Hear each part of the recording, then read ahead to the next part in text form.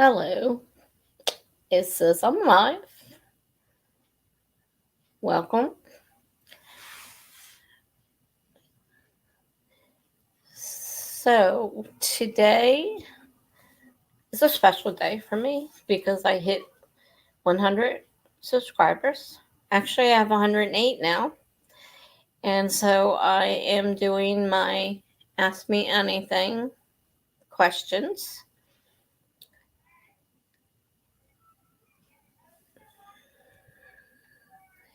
And then I doubt that's going to take long, so we'll do a few live streams for the first day of NaNo. Since it kind of fell on the same day. Wasn't thinking about it when I first set it up. I appreciate everybody who subscribed and made it possible for me to hit the 100 subscribers.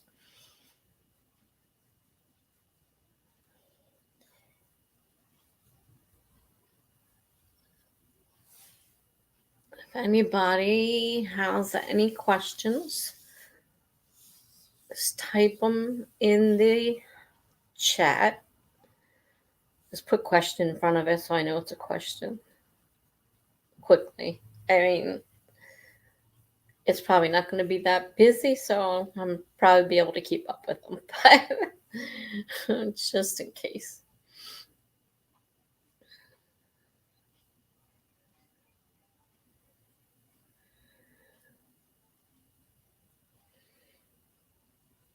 Today's stream actually has a time limit on it. I do have to quit at 8 o'clock because I have a sleep study tonight again. This time I get to go sleep with the mask on. So I have to leave and go to that. Happy.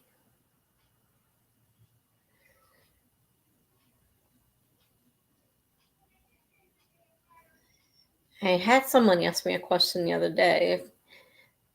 Doesn't pertain really to writing.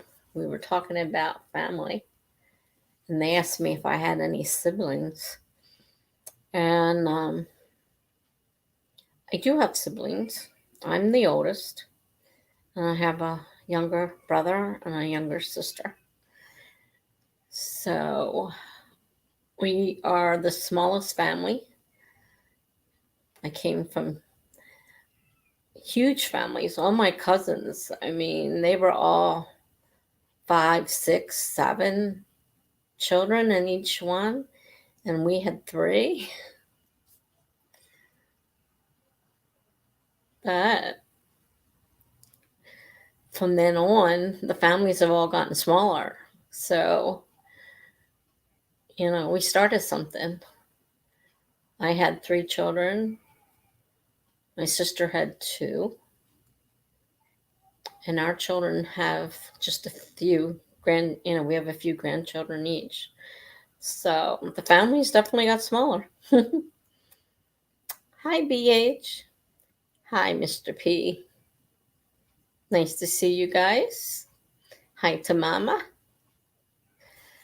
Oh, audio is off. Not good.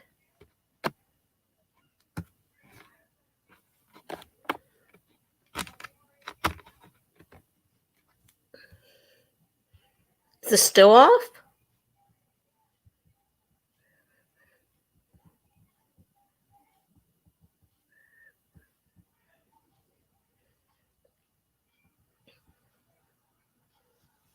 Okay. I was going to say. I just said it was on, and the thing came on and said it was on.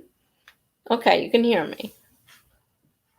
Can you hear me, BH, now? Or because if you might have a problem with your audio. It appears mine is on. So most of you heard what I just said. Gee. Starting off great. Hi, Laura. Rendering your vlog now.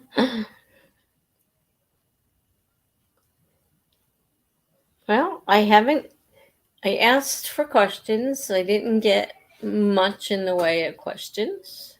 I'm hoping somebody has something.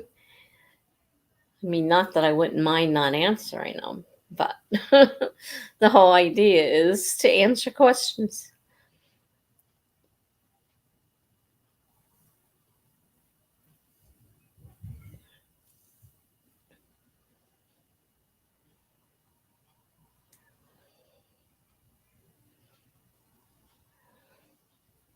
Well, I hope BH can hear me now.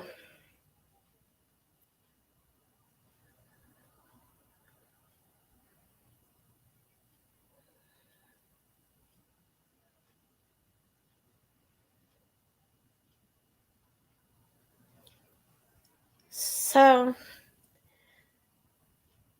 okay.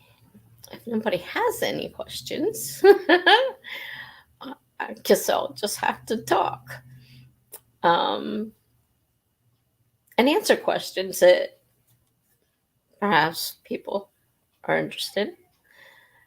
Some of you may have remembered when I first started that I was actually using a different name.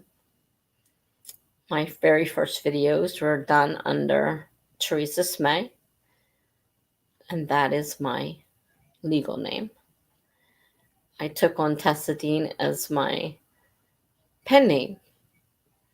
However, it's still fairly close to what my name is because Tessa was, my parents called me Tessie when I was a child for Teresa, and Dean is my maiden name.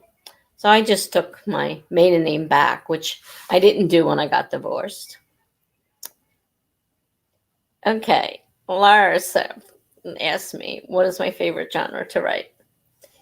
Okay, I can tell you I don't like fantasy. I don't like Victorian romance. I don't like biographies.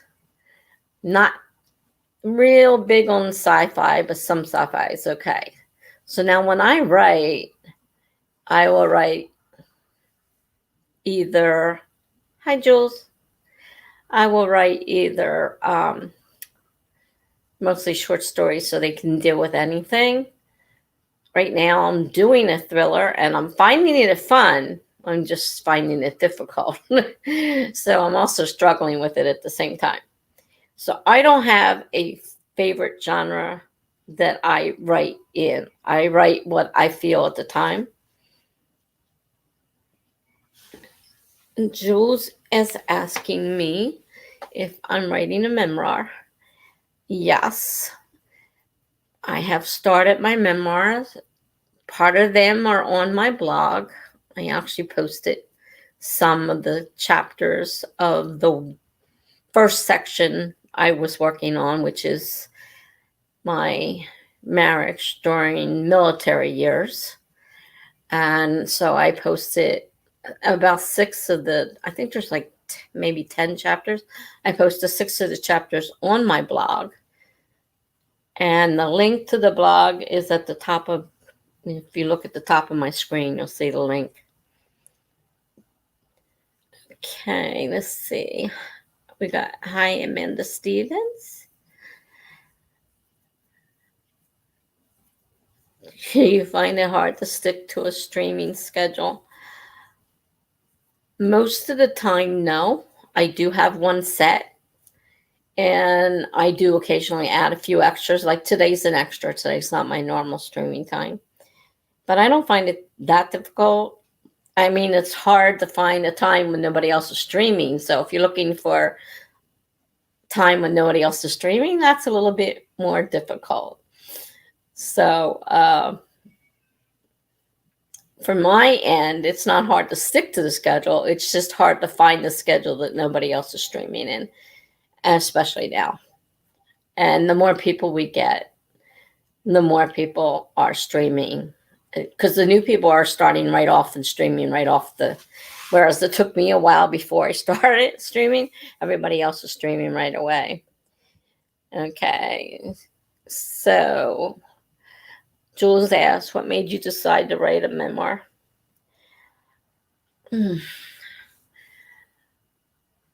I wanted to remember, for one thing, a lot of my writing is based on my life. And so I didn't want to forget parts of my life. And I'm finding it wasn't so hard.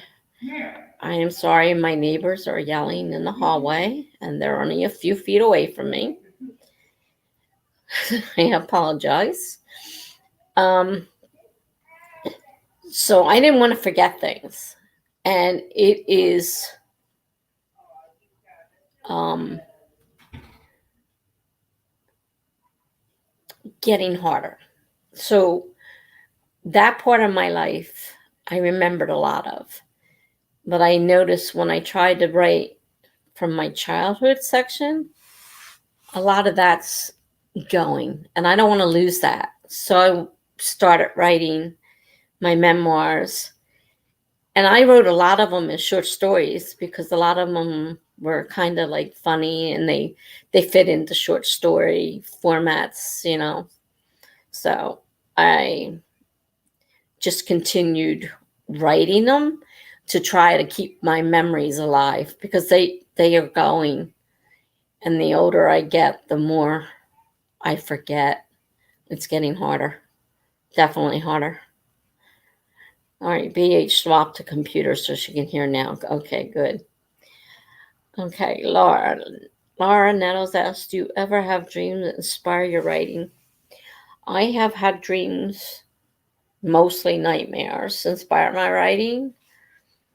Um, some of my short stories, I haven't written anything long, like a novel or anything, but a lot of my short stories were either dream induced, or in my case, I believe in ghosts and things like that. I mean, I really believe. I see them. I've been in contact with them. I've been touched by them. So I believe in them. So a lot of my writing is inspired. So it may be a ghost like story, but it's something that really happened to me. Regular dreams, not so much. They're not as interesting, obviously.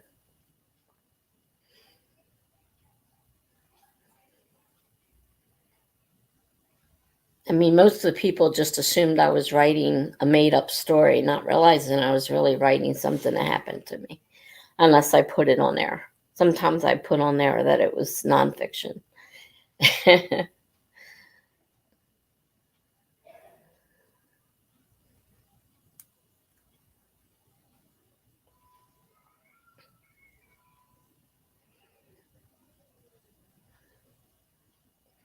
Anybody else?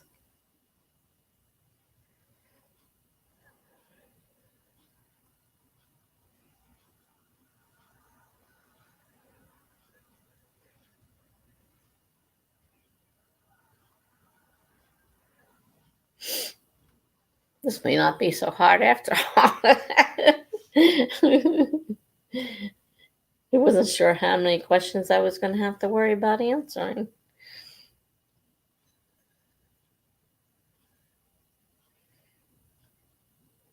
But going back to the memoir, I mean, I'm doing that in pieces because, it's not an autobiography, which is your whole life story. You're supposed to do it, partial pieces of your life. So, I started out while thinking about it, and I was doing my whole married life, and I thought, no, it's not really what I should be doing. Hi, Dee Dee. I should actually break it down. So I broke it down into my military married life, and then I started working on the rest of my marriage. which I can't seem to remember a lot of like that either. It's a lot of things in my mind aren't so great. Okay, let's see. Laura says, 2 nights ago I had a dream about Bob Ross in a sarcophagus made of floss. I was being chased by strips of bacon. Horrifying. It makes me want to laugh. And I know who you talk. If you're talking about Bob Ross the painter, I know who you're talking about. Interesting. All right. Jules says, "Do you use your written word?" Yeah, Jules. I usually write in Word, and as you can see from what's been going on, Word's not cooperating very well with me right now, especially on this computer. The memory is so slow. It took me almost your whole thing first to get. I had to reboot the computer because it wasn't moving, and then I had to bring up Word, and then it took forever for it to let me actually start writing. So if I write everything on, and it doesn't matter which computer, they're both slow, I'm not going to be able to get 50,000 words, even if I had 50,000 words. So yeah, I like Word. I don't like Google Docs. I do have Scrivener, but I haven't learned how to use it yet. Hey, I can't remember if I said hi to Dee Dee. BH says that is spooky, but I haven't met any ghosts as long as they aren't evil. But I would burn the place down or relocate immediately. Unfortunately, in our case, they were evil, and we did have to relocate immediately. Because if you've ever heard of poltergeists, evil spirits that touch and break things and do things in your house, well, this one was after my mother and almost pushed me out the window. And my dad said, "That's it. I've had enough now." So yes, we relocated. And it's not to say we haven't had other ghosts, but they haven't been those were bad. That was one house that was definitely evil. It was an evil house. And you'd have to understand and feel, believe in ghosts for it to make, an impression on you. Okay. TD asks, how do you prep for NaNo? Well, this has been a really bad month for me. Normally, I try to figure out what I want to write. And I'm kind of a NaNo rebel. I always have been, because I don't write outlines. So I basically start writing the actual story. It's not filled out. It's not, fluffed out. It's not full of, all the stuff that needs to be in there. But I do start writing before the first. So that's how, because I don't write outlines. And normally I have everything I need ready for a whole story. And since I'm taking this month, I'm taking an old story and rewriting it, I'm having a problem because I have to take everything out that I don't want in there and then start to rewrite it. So I'm not really ready this time. But I don't spend hours writing out character profiles and outlines and stuff like a lot of people do. I don't do much at all, really, prepping wise, except for, coming up with a story and starting to put it together, and which I guess makes me a rebel because I do some writing before the first. BH says, I've hopped on the NaNo train, didn't want to, but I'll try it. Let you know if it sucks the joy from writing or not. Yeah, it can. Depends on what you're doing. I'm having a bad month for me, so I'm not exactly thrilled. And I have a problem with the 50,000 words. So let's see. Jules says to BH, do you have an estimate of how much you usually write in a month? Okay, that's to BH. BH says evil. Oh no, after your mother. Yes, it was after my mother. It also showed itself to me and tried to push me out the window. So, and I was old enough to vaguely remember all this stuff. So, it's pretty bad. BH to Darlene Writer, no estimate per month, per session of 15 minutes, probably 240 words. Amanda Stevens, hi, I found I stray too much from outlines when I write them anyway. Yeah, I tried one. It was a total disaster. And as I've told others, I didn't even write them in school when we wrote research papers, and we'd be all done, and then the teacher would say, "Hi, I want your outlines." I'm like, I don't have one, because I never wrote from one. I had to quick throw an outline together. Luckily, my, research paper was put well enough together that I could throw a outline together, thankfully. But I didn't write from an outline.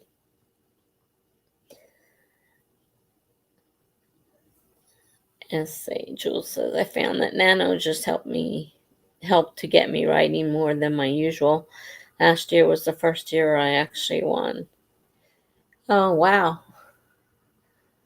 I've been doing this since 2004. And I said, like I said, until I started doing camps, it was really frustrating because every November I either didn't start or at all, or I started and I quit because I just couldn't do 50,000 words. So like right now, I'm really worried. I'm not happy about, this month. I don't know if I'm going to get 50,000 words. I mean, the story that I'm working on that I have to take apart is 44,000 words right now.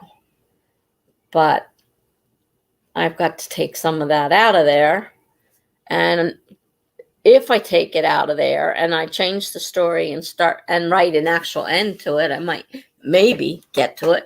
But I just don't have the same feeling right now. I'm depressed, so I'm having a problem with it.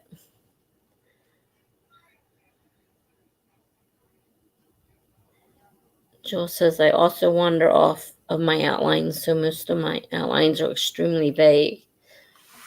Yeah. I tried last time. I really did. And I spent the month trying, because I didn't really know exactly what an outline should be like. And I just felt like I was writing, the story, and I'm figuring, why am I wasting my time when I know what I want to write? It's all in my mind. I'm a pantser, and outlines are just frustrating. And I was so frustrated, I threw it away. Laura's asking what's my favorite food. Oh, I love ice cream. Ice cream and cheesecake. Two things I'm not supposed to have because I have diabetes. So what do? I have ice cream and cheesecake, and then I have to have more insulin in order to bring my sugars down. But that's certainly my favorite foods. Now, if you want a regular food other than dessert, I love seafood. And my neighbor, he's been cooking me seafood, the shrimp. We're supposed to have it tonight, but because of this, it got postponed.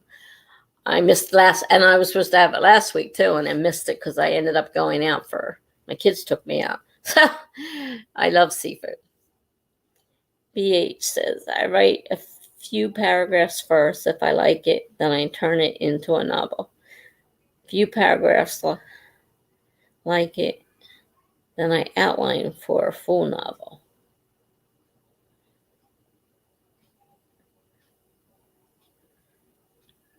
I'm a little confused there.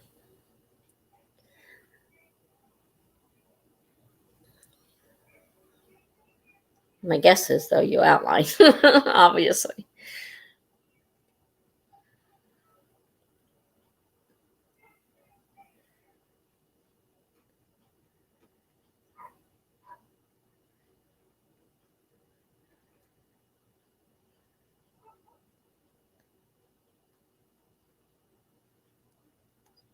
So, anybody else?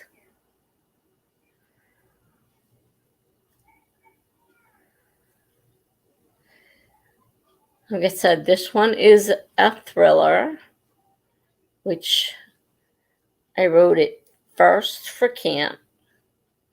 And I kept writing it because I was really enjoying it. So it got up to 46,000 words. And then I decided I was getting myself confused with all the point of views I had, so I was going to change it.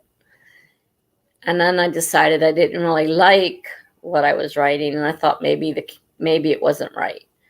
So now I'm pulling just the parts out of it that I want to keep. I mean, not that I've thrown it away or anything like that. It's all in a document. In case I ever want to go back to it, I've got it. Let's see. Laura says, what is your favorite short story you have written? I'm trying to think. Because I wrote so many short stories. I write a lot of short stories. I wrote a short story, and this one is based on a real life occurrence. I had a doll that was as big as me. It was supposed to be, a real life doll, so it was as big as I was. So we're talking a few feet tall. And it was in that house. And that doll had eyes that followed you wherever you go. So after a lot of problems, my dad took the doll out of the house. And so I wrote a story about it. And most people just thought it was a cute little story that I was writing, but it wasn't really a cute little story.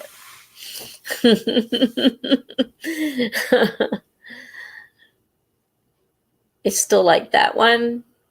And there's another one that I wrote that's in my memoirs, and it's actually on my blog because that part got posted already. It's called Eyes Left. I wrote it as Eyes Left. And when I was younger back then, when he was in the military, I weighed about 86 pounds. I wasn't pregnant, so I was very tiny. And so I kind of dressed really sexy and didn't know it at the time, but I wasn't supposed to be on base dressed like that. But I used to take him lunch because we got married before he went in the Marine Corps. They don't normally you go in and then you get married. Well, we were already married. So we kind of like upset their whole chicken cart. They said it was okay, but they weren't exactly expecting me to arrive. And so in that story, what happened, and it really happened. I was sitting there. I had to take him to work every day because they let him live off base. We had a trailer, mobile home, and they let him live off base. But I had to drive him in, and then I brought him lunch every day. And so of course I was dressed in my usual garb, which was always sexy. And I got out of the car that first day, and I heard I heard them coming down the hill with the, they were doing their cadence. There's something about a military cadence. I love the sound of it. And they came down the hill, and when they got down there, all of a sudden, the guy fixed it into what he was singing, and they were singing back after him. And then he said, eyes left. And every one of them turned and looked at me. And I blushed so much. I mean, normally I didn't mind people looking at me, but when you have like 50, 60, I don't know how many men suddenly turn and look at you like that, weird. But after that, I continued doing it. I kept going there. I kept going and showing up and keeping them occupied. They all had a fun lunchtime because they wanted to see what I was wearing next. And then the weather got cold. I got pregnant, and that was the end of that. Let's see. So that's what is your favorite story? BH says, write a few paragraphs.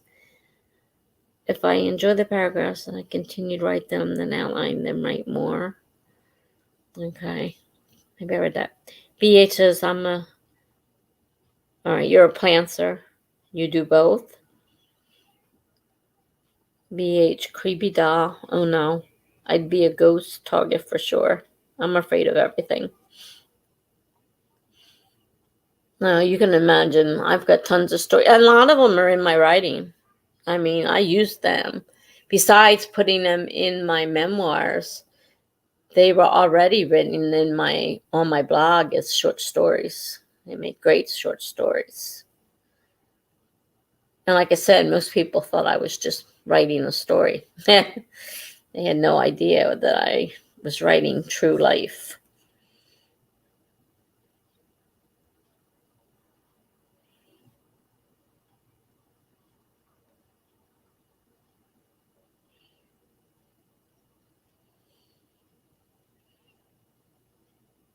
And Laura, I like hearing about your short stories. I have tons of them, Laura, on my blogs. I mean, I wrote about, like I said, real life. Here's another one, and this one is funny. When our kids, the two older ones, were old enough to finally go in a canoe, we decided to take them canoeing with us.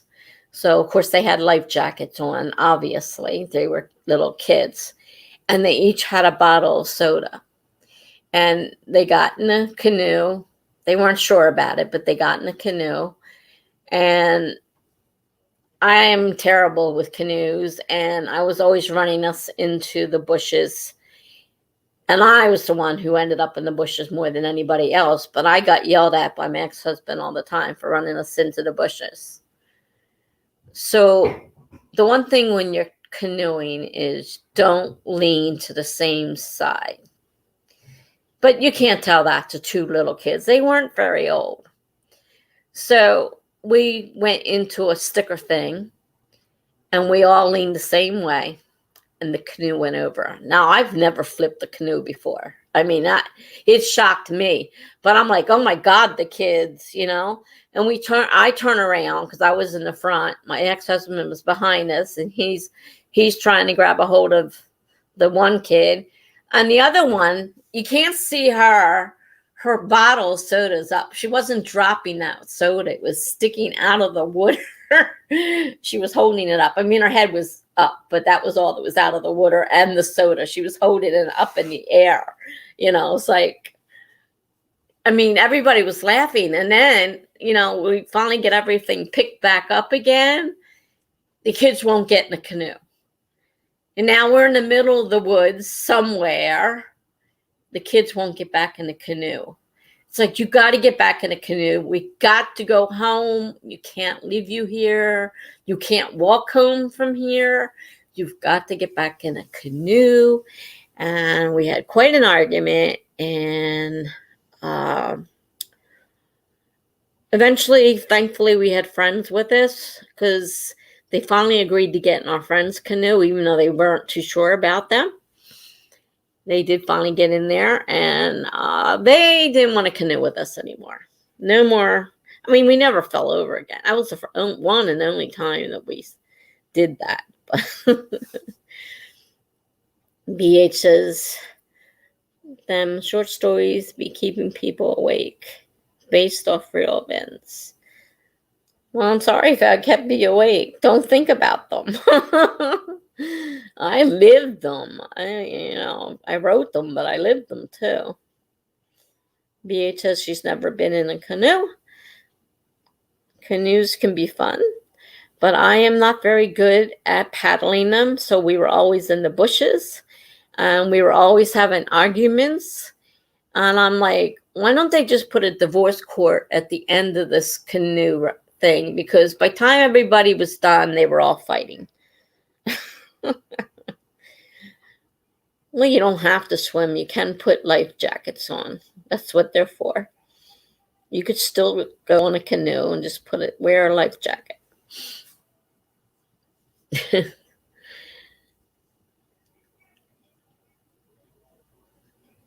But I've got tons of short stories. Some of them are definitely real. Some of them I make up. Some of them are funny. Some of them aren't so funny. Some of them are really scary.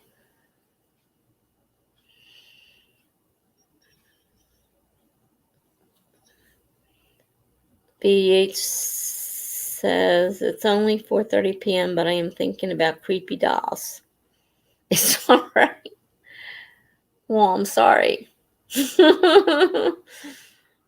Somebody asked me a question, and we got to talking about the creepy dolls.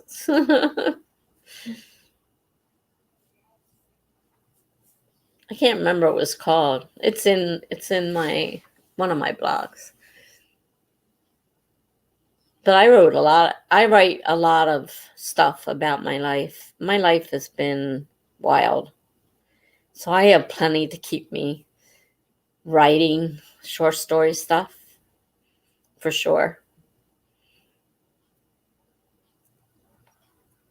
And sometimes I'll write the same story and just change it up for another prompt, depending on the prompt.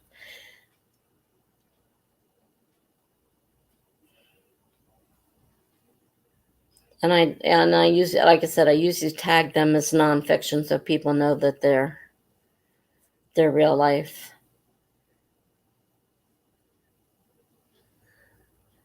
BH says life jackets don't help. If water gets in my face, I'm terrified. Well, I see you there. I don't like water in my face either. I didn't wear a life jacket in the canoe.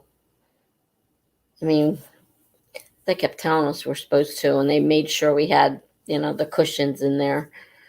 So there was something in case, but we made our kids wear them, obviously, but we didn't wear them. But I don't like water in my face either. Yeah, my life is interesting. Always has been. If I didn't have those things to write about, I wouldn't have a lot to write about. Because I do write some fiction, but I do write a lot of stuff that's fiction that I've based on real life. People just don't know it. Depends on whether I want to label it nonfiction or, fiction. If I want them to know it really happened. There's some things in my life that I don't want people to know about.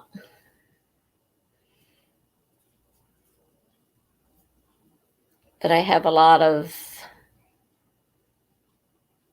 got a couple longer short stories that are in pieces, in more than one piece. I had a story with a con man. That was real too. That was kind of interesting. Not at the time it was happening, but I'm over that now. But I wrote about it.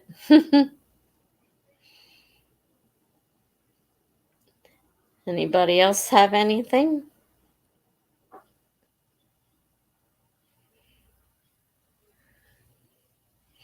Like I said, if you want to go to any of my blogs, up there on the top is it's the brand new blog, and it has links to the older blog.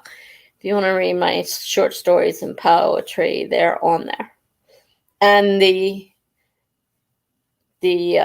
pieces of the memoir that I put up there, I haven't finished, but they're up there too. There's links to them in there as well. The memoir, which obviously is true. Although my family does not wish to read it. My family does not care about what I write.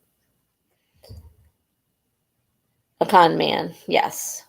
Yes, BH, a con man. A real life con man. Never would have thought it was possible. But I got involved. And there were good and bad parts in there.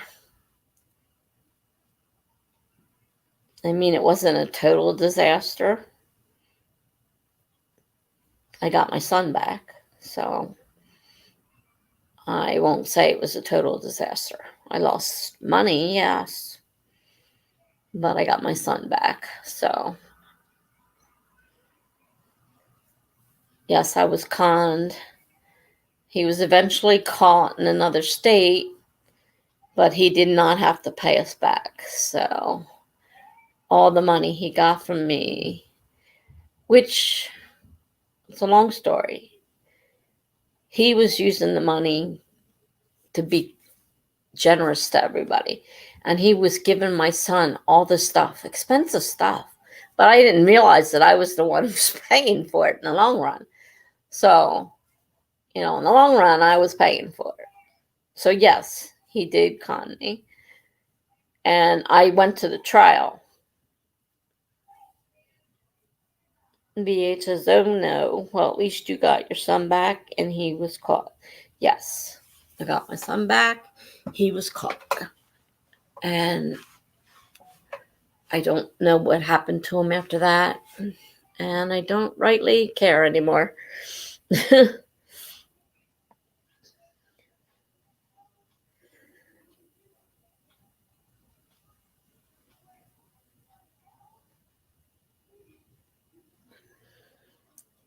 Any more questions, or should we switch to sprints?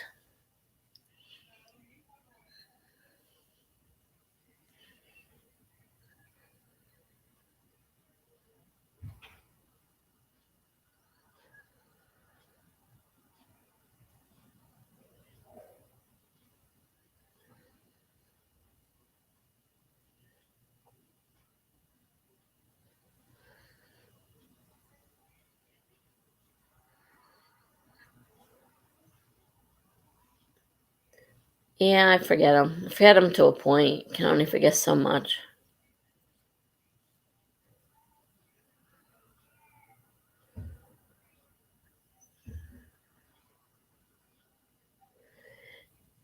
What beverages do I write with?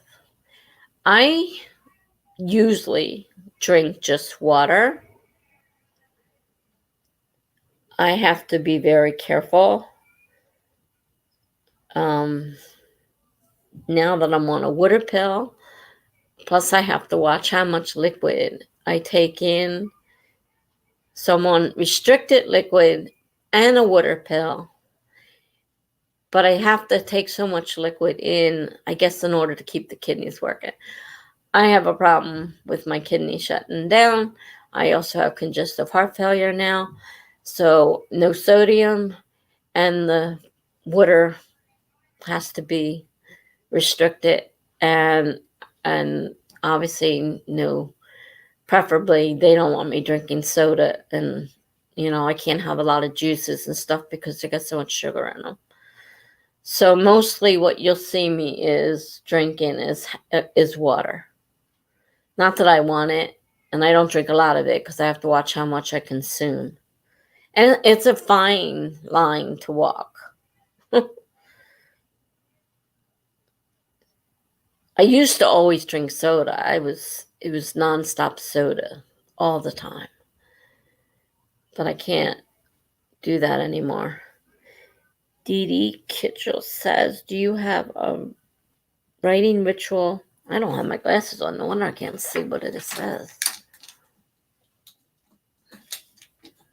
Let me see. Hold on, I get my glasses on. Do you have a writing ritual? Lighting candles, same time, etc., or you just sit down and write? No ritual for me. I just sit down and write when I feel like writing.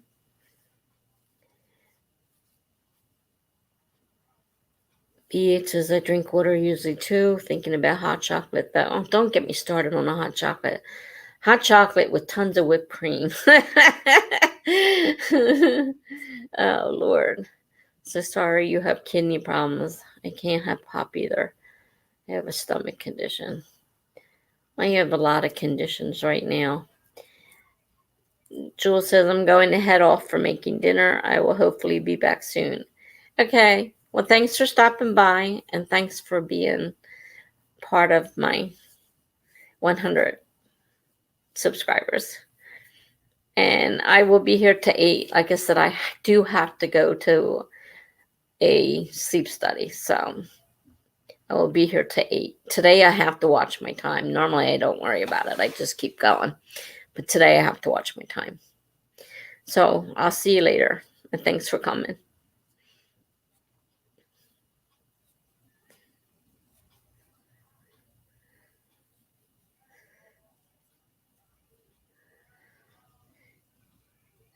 So anybody else?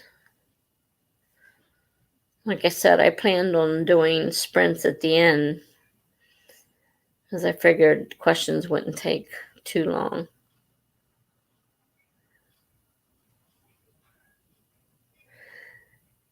BHS, does sleep studies help? Sleep studies can help. They're awkward because you're on camera and a microphone while you're sleeping and somebody's watching you. So you have to forget that part of it. They're able to see whether or not you have sleep apnea like I do. I wake up because I stop breathing. I stop breathing many times a night. And I stopped again, tried using the machine and couldn't use it. Hi, Anna. Just a second, I'll get to your question. I didn't, I couldn't use the machine, so I told them they have to get me a child's mask because my head is so small. So supposedly today, I'm going to be sleeping with a child's mask. And Medicare is a pain, and Medicare is giving me a lot of grief, and I can't use the CPAP. I have to use a BiPAP, but they're going to make me use the CPAP, and whether or not they will agree to a BiPAP depends. So we'll see what happens. I'm not looking forward to doing this again. I just slept there about a week and a half ago. Beds are like rock. So, but they do help detect things, especially like, stopping breathing when you're sleeping is dangerous. I mean, what's happening is, if you don't know what it is, it wakes me up. So I'm not getting solid sleep. So I fall asleep all the time. Like I have a hard time. I have to set alarms before these streams because I will fall asleep and be sound asleep and sleep right through it. So I have to set a alarm all the time. And I have to be careful driving because I'll fall asleep driving. So it's not great. Okay. Anna says, do you have any hobbies other than writing? Well, at one point, I read constantly. I would read at least one book a day. I don't work. I'm disabled, so I don't work. So my time is my own, and I would read at least one book a day. And I also used to, until my eyes got so bad, I used to do count it cross stitch because My eyes are so bad, even with the magnifying, I can't see those little tiny stitches. I just can't do it anymore. And that was one thing I enjoyed doing. So, basically, I don't read as much. So I do mostly writing. But I've been blogging for 10 years, and that takes a lot of time. Let's see, BH says, I have to prop up pillows to breathe at night. If I don't prop the pillows, I vomit. I breathe through my mouth and not my nose.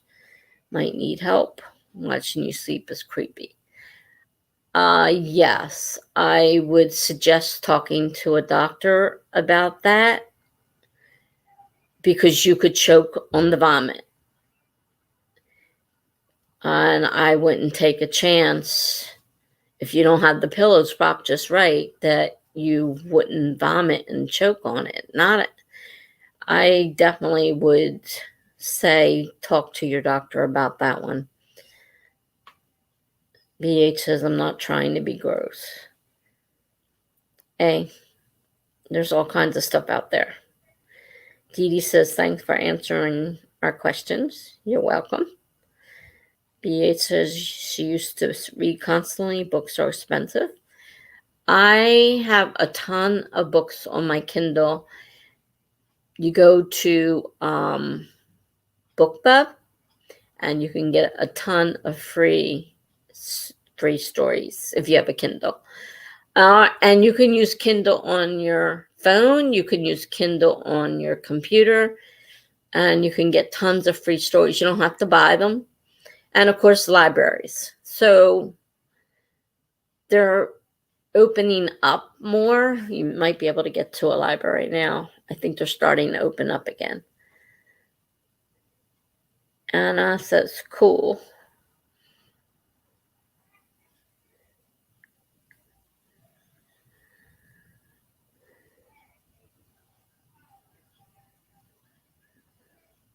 And if you watch, a lot of the writers on YouTube will offer their books occasionally free too. You can get them free sometimes. I mean, there's plenty of free books, depending on, what it is you want to read, but BookBub was one of the easiest ones. I just went on every day, get an email, and go. I just looked down through it for all the free ones and download them onto my Kindle. BH was told by mother's sleep apnea doctor that I might need sleep study and possibly a machine to get air. I would definitely talk to your doctor. It scares me that you're actually vomiting because you can choke on that so easily. And that I don't get any air, so I risk not breathing again if I don't restart. Because it's possible that I could stop and just not restart breathing. So I have to worry about that. You have to worry about choking on your vomit. I would definitely see a doctor about that. And it's obviously your mother's doctor's already telling you that you might need that. So I would definitely, it's not fun, but it's not the end of the world.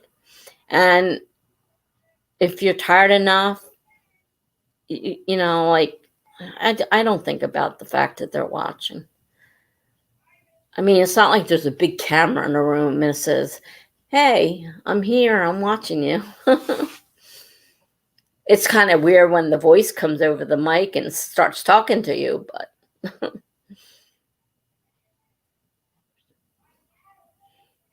anything else?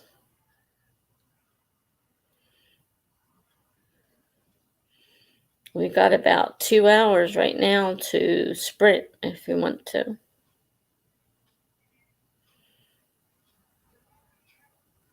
Or if you can think of more questions.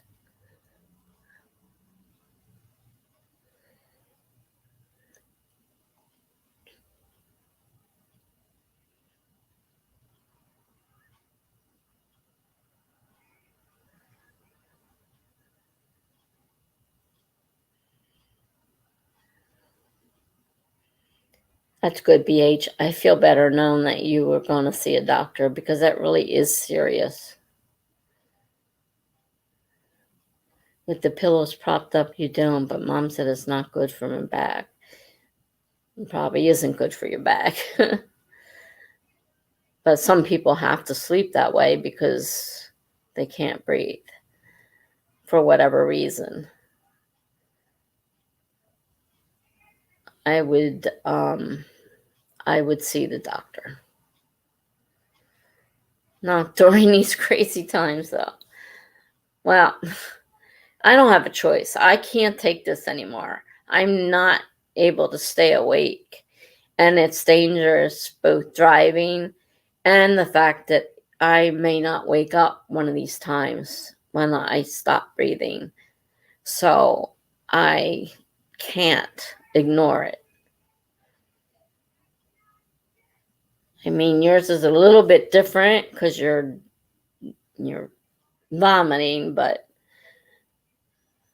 you could choke on that just as easily. So I would be scared. More scared. Does your mom see her doctor now? Maybe she can go with you or something.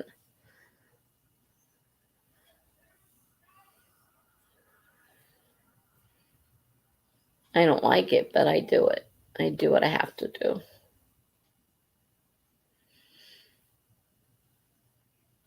I mean, they're all wearing masks and everything, you know.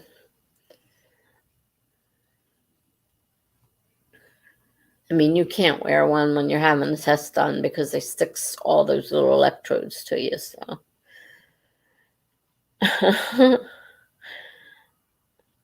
No.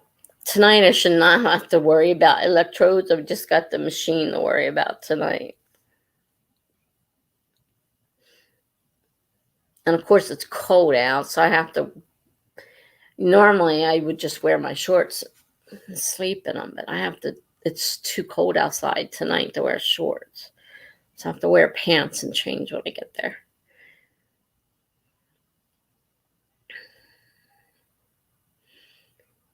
I sleep with 2 pillows, sometimes 3. Sometimes it's an issue. I also have GERD, which upsets stomach, and maybe that's what's sort of like what you're talking about. Definitely not nice.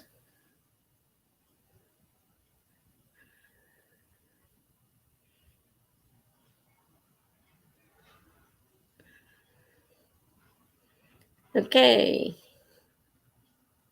Any more questions?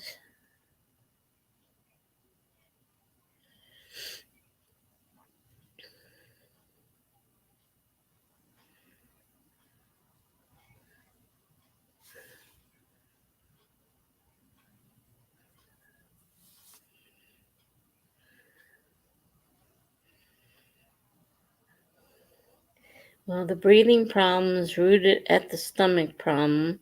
Stomach surgery when I was born led to breathing and eating through tubes for the first 4 months of life. That's probably why. Wow. Yeah, that is probably why.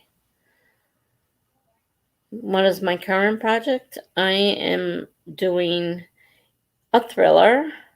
It's the first time I've written one, except I started this one in camp in July and then decided that it needs to be rewritten and changed. And there's a lot of stuff in there that shouldn't be in there. And then I need to change the whole story because after I started thinking about it, I thought, that's not really plausible. So I'm changing it, but I'm not sure exactly how much of it I have to change. But it's a thriller, and it's the first time I've ever written something like that. I've written horror things. I've written romance a little bit.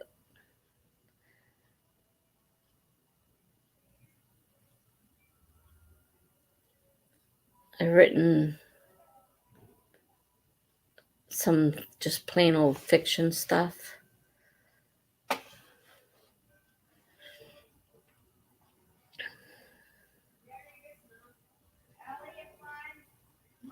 There go the neighbors again.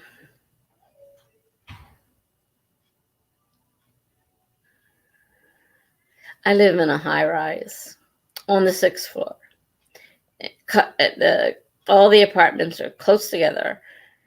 Open the door, and maybe if we're lucky, there's 6 feet across the hall, and there's 4 doors together. So there's 4 apartments right smack together, and everybody opens the door, and then they stand there yelling at each other. BH says thriller. That's cool. You have so many ideas for thriller and horror from your life and nightmare. Yep, exactly. And a lot of this thriller is part of my life as well. I won't tell you what part, but there was no murder in my life. That part's definitely false.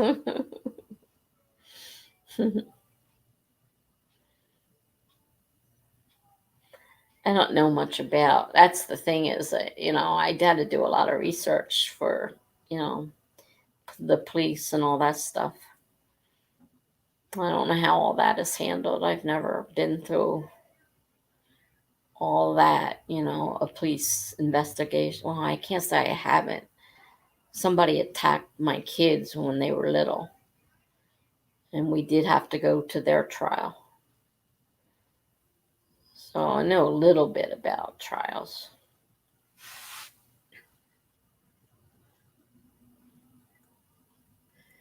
Way to make the negativity work for you. There's not much I can do about it. Try to make good out of bad.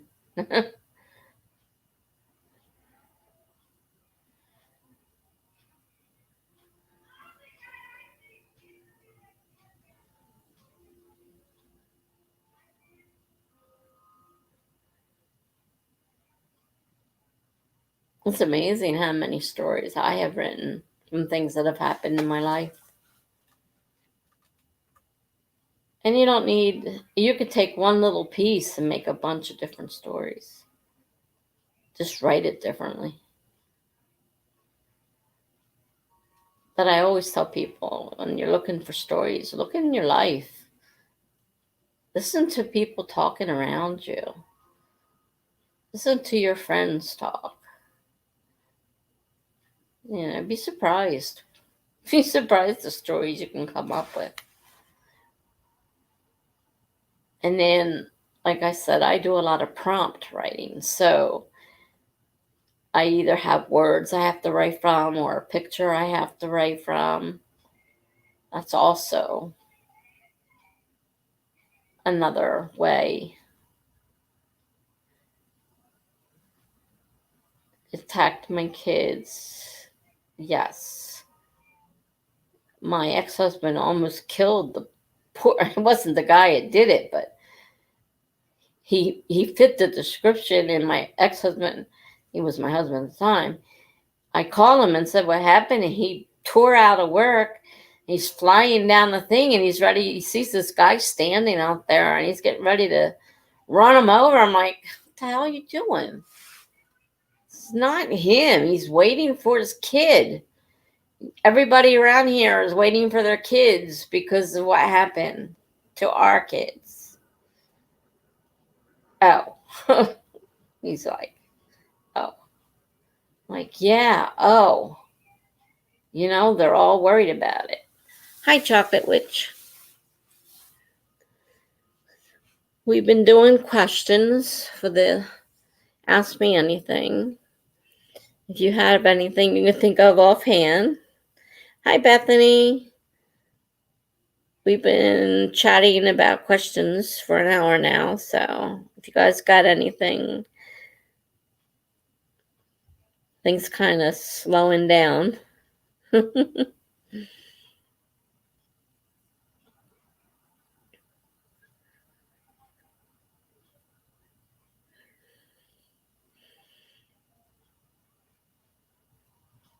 As like I said, my life has not been dull. The guy attacked our kids. The nursery school they went to was shut down for child sexual abuse. Um, God, so many things have happened in my life. It isn't funny. Who's your favorite book character? I love, I'm trying to think of her name now. Janet Ivanovich writes mystery stories, and they're based in Camden, which is near me, where I live, New Jersey. Stephanie Plum. I love the character Stephanie Plum by Janet Ivanovich. I love that character.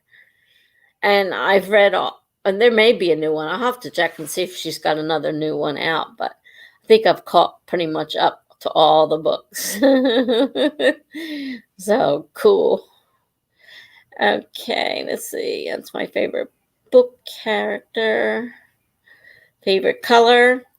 It used to be black, and I realized just how negative and how depressing that was. So now I love very, very light mint color green or very light coral color, like the lighter pastel colors. I kind of switched, and it actually made me a lot less depressed. So it was great. My daughter talked me into changing my bedroom into the lighter colors, and she bought me the bedding too. I mean, as long as I bought the one, the lighter colors, and she bought me the bedding. So yeah.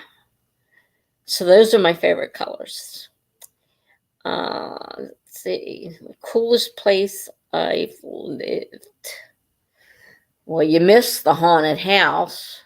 And that exactly wasn't cool, by the way. That was scary as hell. Let's see. Coolest place. This place is different. I'm living in a high rise in a little town, so you don't expect a high rise apartment building, but I hate it. Oh, God, the apartments on top of each other. I hear them out there in the hallway. They're only a few feet away, talking away during my things. And I can't yell out there, shut up. So I don't have I don't have a choice. I have to just let them talk and yell and carry on.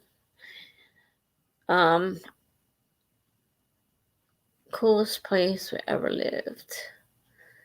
We had a nice mobile home when we were first married and moved down to North Carolina. And it was 5 minutes from the beach. So we used to go to the beach every day when he got done. That wasn't bad. That was pretty cool.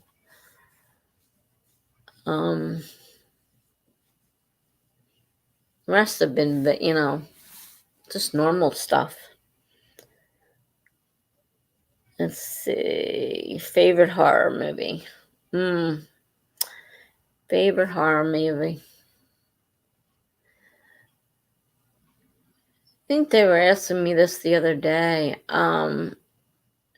One of the first ones that I really, really, really...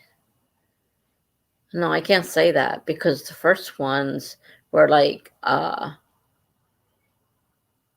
ones my parents wouldn't let me see because of the stuff that went on in our houses. They didn't want anything to give me any ideas. I wasn't allowed to see The Exorcist.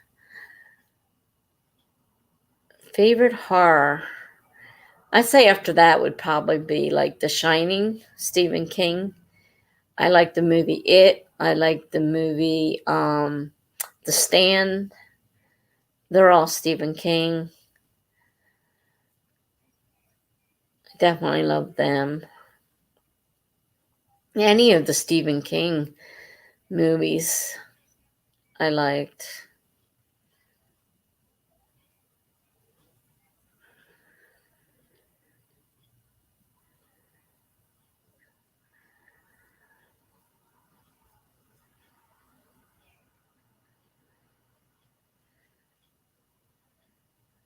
And like I said, Bethany, I lived in a haunted house too when I was a kid. Very, very nasty haunted house. They weren't friendly Casper the Ghost, let's put it that way. Well, I lived a horror movie.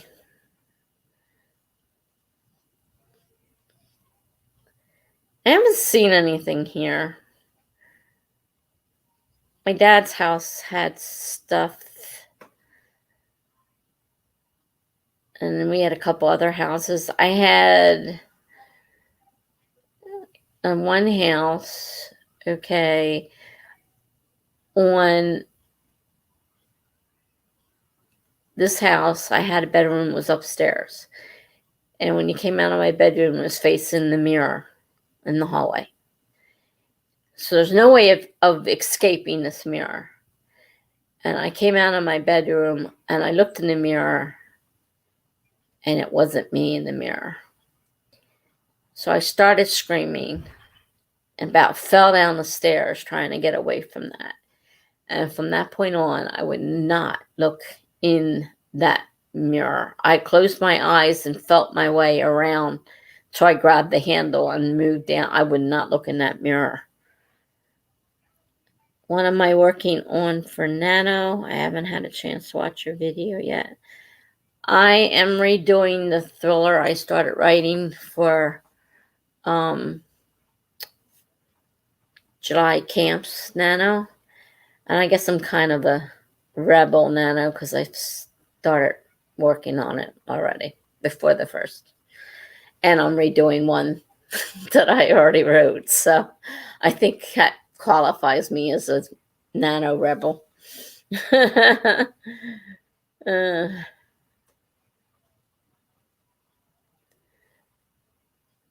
So what happened? You mean with the mirror in the house?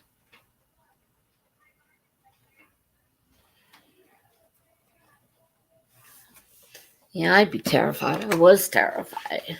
I was an adult when and I still was terrified. I hated to go upstairs. When I had to go upstairs to use the bathroom, I'd crawl up the stairs. I would go around without looking in the thing and then come down the same way, holding on to the handle with my eyes shut. I did not look.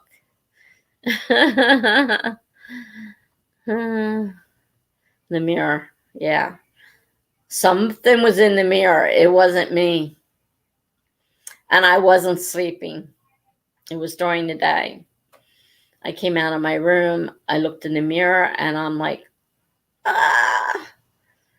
I started screaming. My parents come running up the stairs. What's going on? I'm trying to practically fall down the stairs, trying to get down them. I said, that's not me in the mirror. That is not me in the mirror. There, you were used to that kind of stuff because I'm really sensitive. My brother and sister, not so much, but I saw, I felt, I heard, and so I grew up believing in ghosts. Now, when I had to go to the mental hospital because I was seeing things, they insisted I was just psychotic and I was seeing things, that they weren't real. And they tried to convince me that it wasn't real and that, medication would help that. So it depends on whether you believe or you don't believe. The doctors don't believe, and they tried to convince me that I was crazy. Now, was I crazy? Or did I really see all that stuff that I thought I saw? Or did I make it all up? They touched me. I heard things. I still hear people calling my name. And they're loud enough that they would have to be standing next to me. And I'm like, there is nobody next to me. Nobody is next to me, but you're calling my name.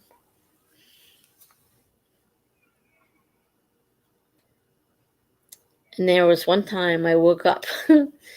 I had a nightmare, and I was positive if I opened that bedroom door and looked out, there would be nothing outside my door. Nothing. Nothing at all. Like there would be total nothingness. Probably should write that as a story too.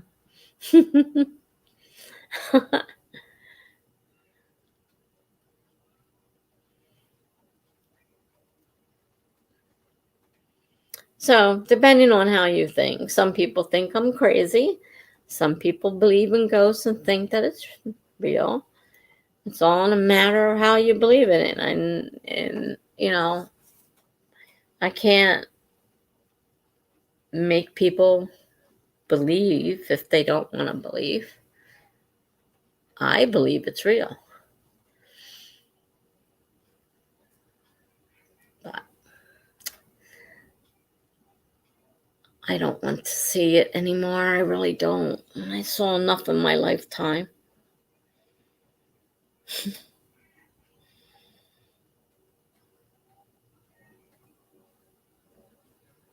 I mean, I can tell you all kinds of weird stories. I mean, there was the time I was babysitting and I was sick and I didn't want to be there. And I kept saying, I want to go home. I want to go home. I want to go home. And I was laying there curled in a ball on the couch. The kids were in bed. And I'm like, I want to go home. And when the parents finally came home and I finally got a chance to go home, the next day, my brother says to me, why didn't you go babysitting last night? I said, I was babysitting. He goes, no, you weren't. You were in bed last night. Hi, Megan. I said, I was not in bed last night. I was in babysitting. I wanted to be in bed last night, but that's not where I was. So, you want to talk about weird stories? There's another one for you. We've had some strange questions and some strange stories. And do you have any questions?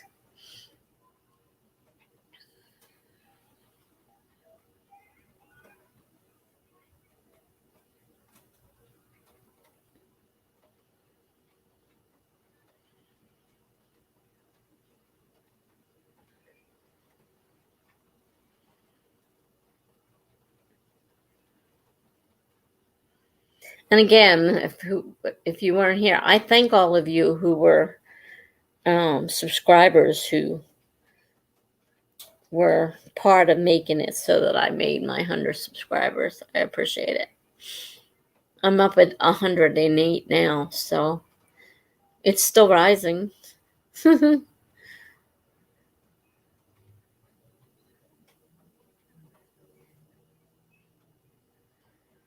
And I never thought I would get past a few. I figured I'd be lucky if I got past a few. I'm happy. You sure think of something? Give you a moment. There you go. When did you realize you wanted to be a writer? I loved to write as a child.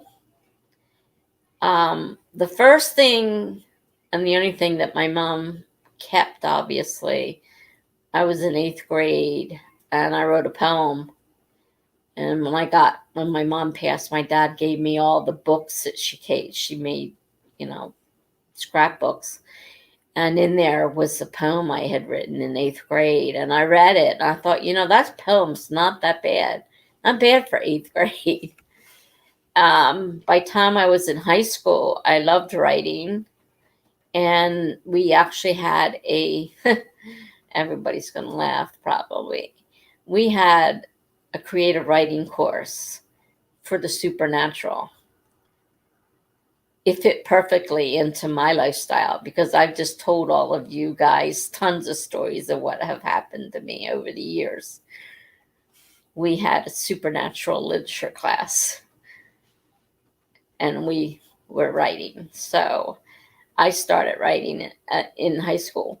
But what happened, and I've told this a couple times, is maybe I got a little carried away. And, like, my teacher always told me how great my stories were. She always gave me A pluses. And so I decided to send one of my stories to a magazine. And when I got the failure, the rejection slip, I couldn't take it. Like, it was too much for me.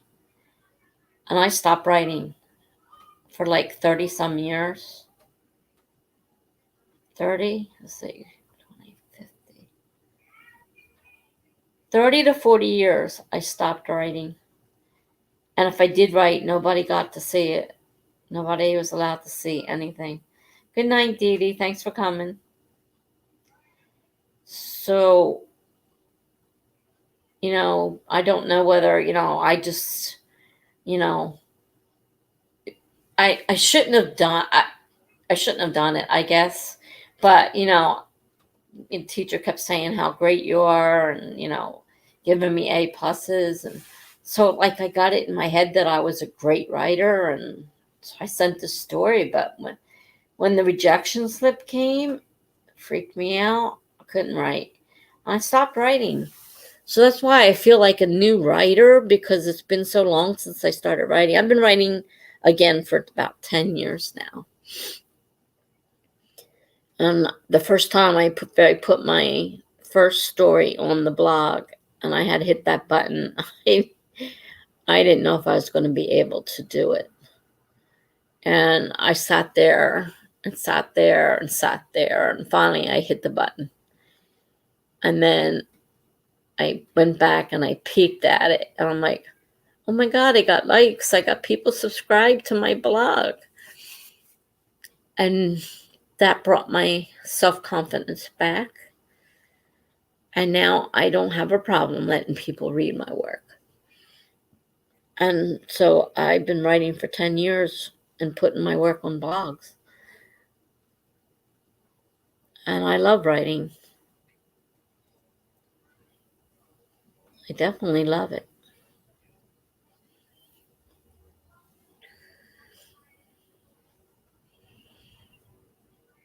I just wish I didn't screw up. And it's not that I did anything wrong. I mean, it's nothing wrong with sending that story in, but I think I was just in the wrong mind frame, and I couldn't take the rejection. And I mean, it took me a long time to learn that even people like Stephen King have, boxes and boxes full of rejections. I'm not the only person in the world who's been, rejected for a story, but I took it really, really bad. And I regret that I've missed all these years of writing because of what happened.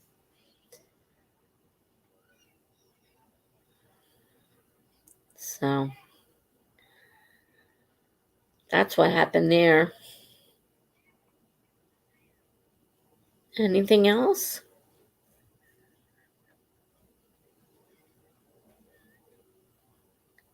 Chocolate Witch says the rejection broke your spirit. It did the same for me when I was 16. Now I'm trying again in my 20s. Okay.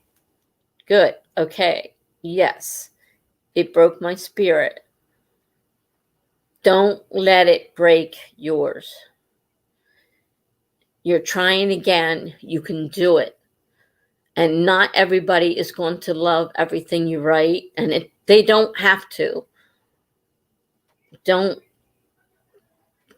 give up on yourself. Don't do what I did and give up for 40 years and not ever write again. If you want to write, don't let that rejection break your spirit. Go for it.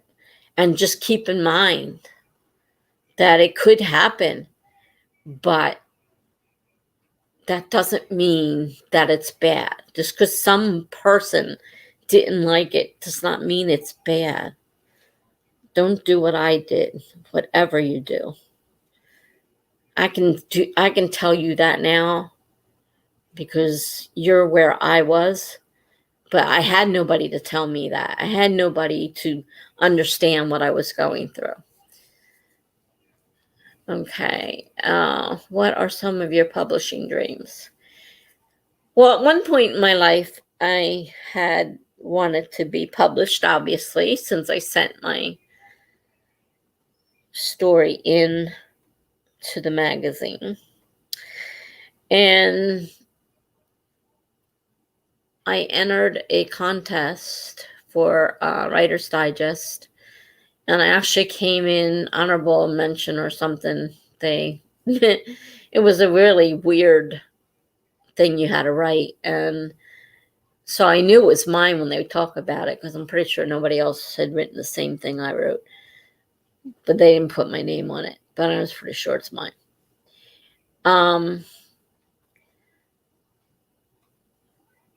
Right now, I'm in a position where, even though I would love to have a book published, I can't because of my financial situation. I can't change it. If I screw up and my income gets higher than what it is right now, I may not qualify for the help I get. And without the help I get, I can't survive. So I'm basically in a place where I don't have a choice. I can't publish. If it was back when I was working, then it would have been a different story. But because of being on government help, I can't do it. Which means my publishing is being done on my blog. My publishing will be free. Anybody can read what's on my blog. It will not cost them anything. Now, if I lose my government help, then I'm going to be scrambling to try to publish. It'll be just the opposite. Megan asks, what's your most favorite piece you've written so far?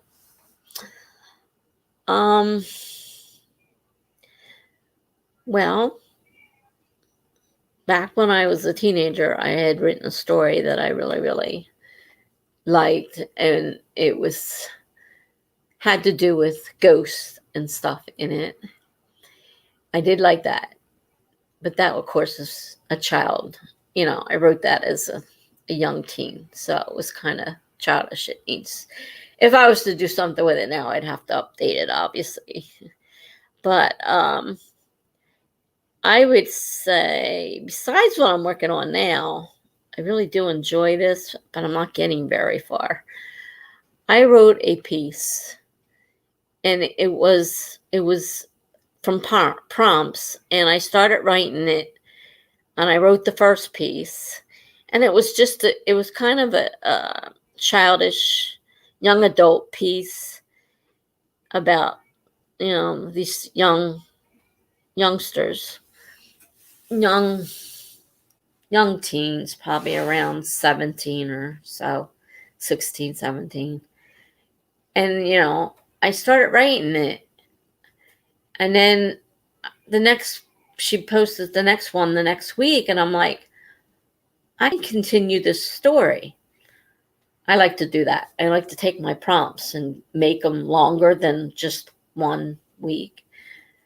And then I kept writing it. And then NaNo came up.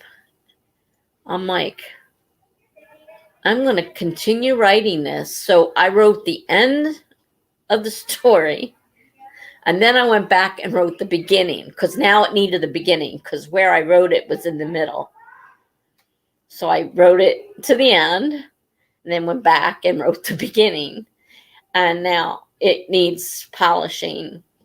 But that one, probably novella length, and I could put it. And again, I'll be putting, if I ever get around to it, putting it on my blog. But I did enjoy that one. I had a lot of fun trying to figure it out. And it was one of those where I kept, if I had written outline, I would have drove myself crazy because I kept rewriting it. Had to keep rewriting another area. Oh, another idea, excuse me, would come to my mind, and then another idea would come to mind, and it's like, so I ended up with 50,000 words because I didn't delete anything because I wasn't sure how I wanted it actually to be. And of course, like I said, I started in the middle and then I went to the beginning of it. So it was all out of whack. But I had 50-some thousand words there. So I did make it. Once I started taking out the stuff that I definitely wasn't going to use, of course, it became much shorter.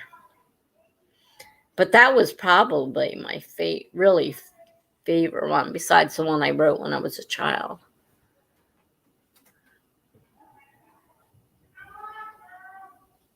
I'm trying to think. Because I've written so many different things. But I do like the one I'm writing now. I'm just having problems with it. And I'm definitely changing bits and pieces. And then it's like, I'm not sure. Part of me is saying, no, I don't think I like that. No, I don't think that goes there. And I'm like, I keep taking things out of it and changing it around. I just got done saying I think I'm probably what they call a NaNo rebel because I've been working on it most of October, even though I haven't, I don't have anything completed. I mean, I only have the very first couple chapters started because I had to go back and take a lot of stuff out of there. But I guess I'm a NaNo rebel. Oh well, I didn't like the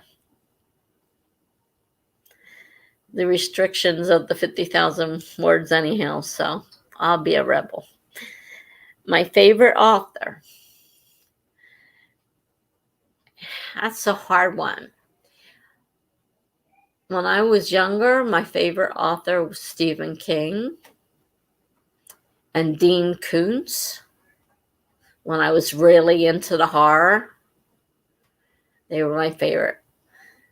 When I got into mysteries, I liked Janet Ivanovich, Patricia Cornwell, a couple other, Patterson. What's his name? Patterson. I know his last name's Patterson. Can't remember his first name. Patterson. Well, whoever he is, I love his books too. So those are some of my favorite authors. Oh, and Sue Grafton. She wrote all the alphabet mystery. And I was so upset when I heard that she had died and she wasn't done her alphabet yet. James Patterson, thank you. I was so upset when I found out Sue Grafton had died and she hadn't finished the last of the books in her alphabet. She was doing the alphabet. I loved the character in there.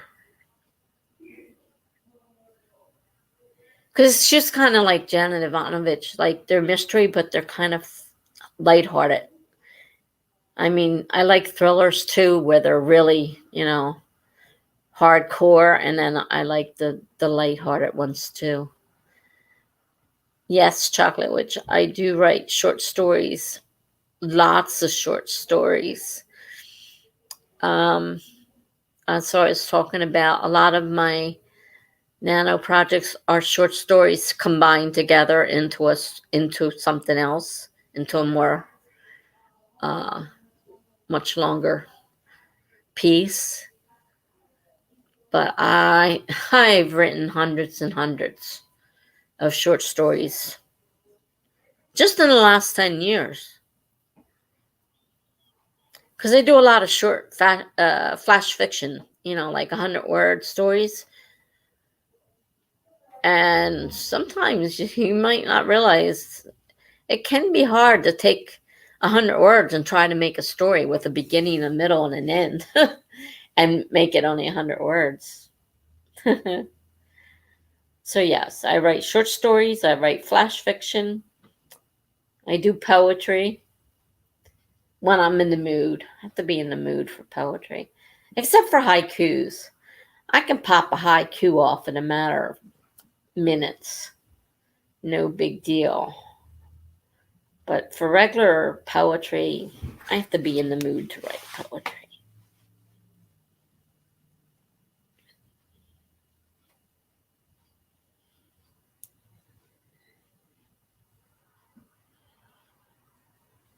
There was another person I liked too. It was another, and I went into the library and everybody was sad. I'm like, what happened?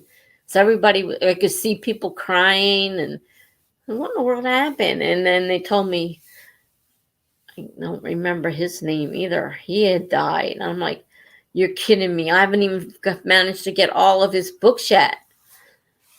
And he's not going to be writing anymore. Like, like it's this guy's fault. He died. But really, that bothered me too. It was another person I was really, really attached to. Because I got attached to writers, different authors that I like. I think we all probably do that, get attached to people. I had this huge spreadsheet because I kept track of every book I read. So and I like to read them in order. So when I got a new author, I would put them on there. I would get their website and put all their books on the list.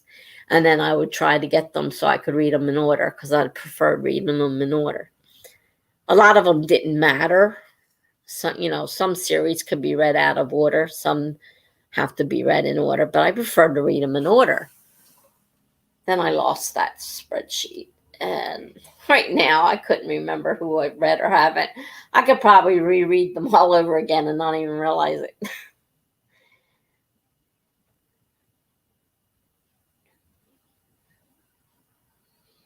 Anything else?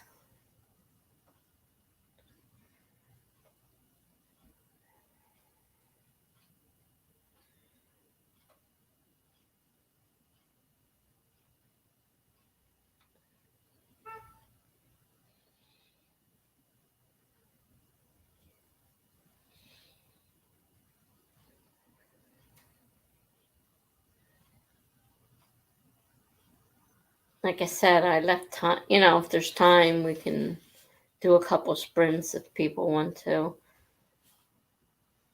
You don't have any more questions? I have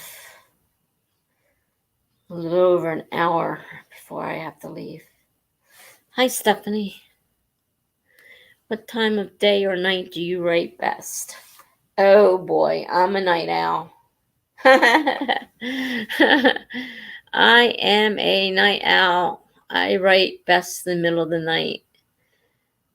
Megan said, how's NaNo going so far? Not very good, Megan, unfortunately. I don't know if it's going to be one of those years where I just give up. I might end up giving up. I'm really not feeling it. And it's hard to write when you're not feeling it. Stephanie asked, what was your best writing advice you got?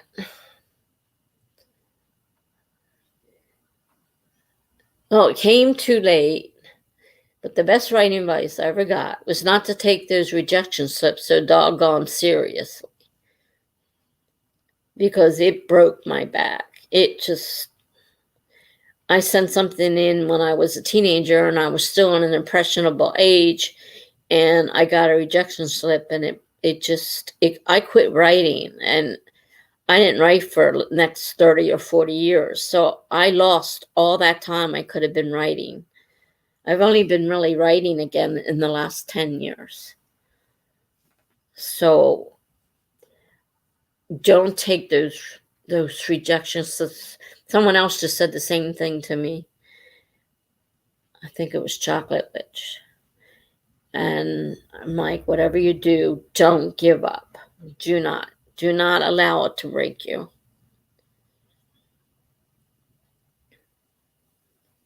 That's what I got too late in my life to help me. I could have used that back when I was writing and in a, young and impressionable age.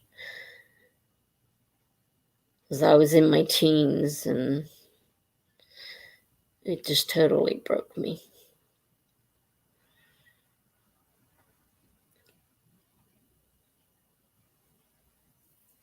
So don't let anything stop you just because. Just because one person doesn't like your work doesn't mean a thing. Does not mean a thing.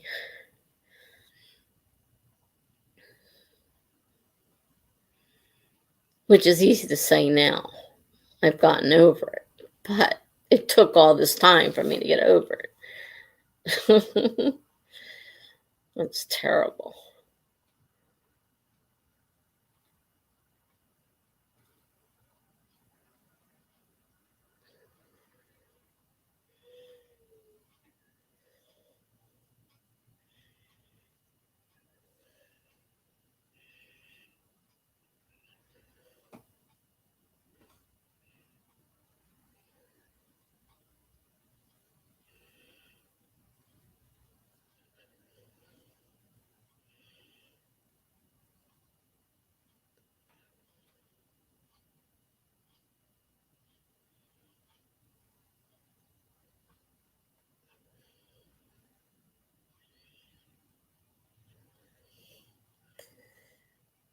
And going back to the time of day or night.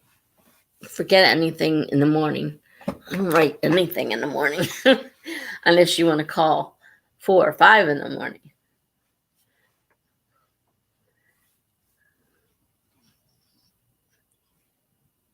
I do best from midnight to 6 o'clock in the morning. Really.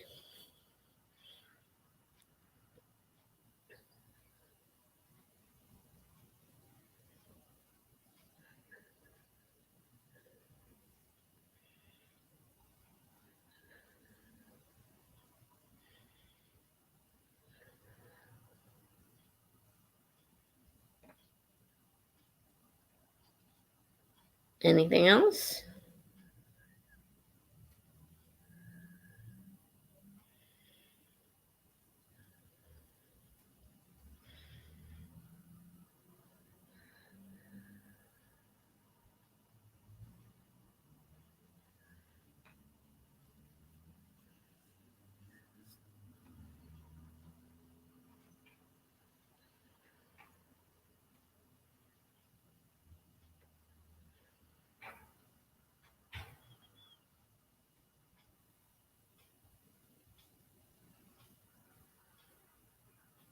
I know I've changed the story a couple times. They've even changed the title. I don't know how many times they've changed the title now. I don't know if it's got a permanent title yet or not. Like I said, I'm not sure I'm going to actually finish NaNo this time. I just don't know.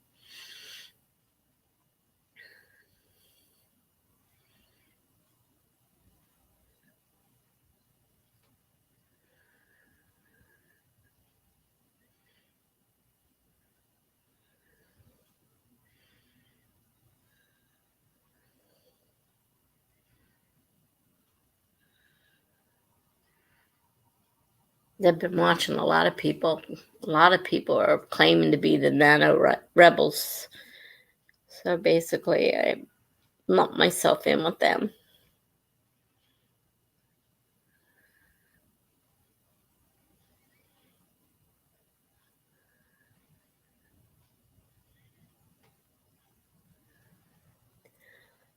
Oh, excuse me. Can't go to sleep yet. I have to sleep tonight at the stupid sleep study. Can't sleep now.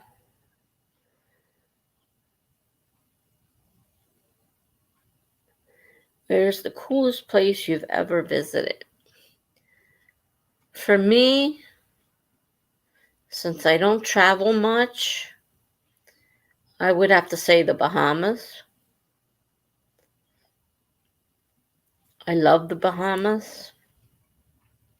It's beautiful down there. I've only been on the East Coast. I've been up to Plymouth Rock, which I didn't find all that fascinating. And then I've been down all the way to Florida, and then we went to the Bahamas. So I would say the Bahamas, by far, the best place I ever visited.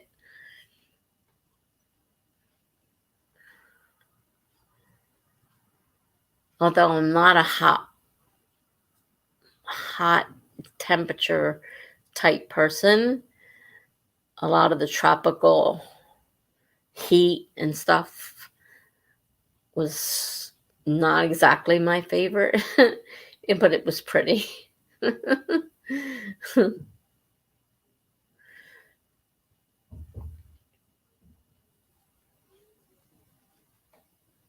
I mean, there was a couple places in Florida that we visited. Oh, and I liked seeing the Statue of Liberty. That was pretty cool. And the, Washington Monument. And I liked seeing, you know, lighthouses. I think they're neat.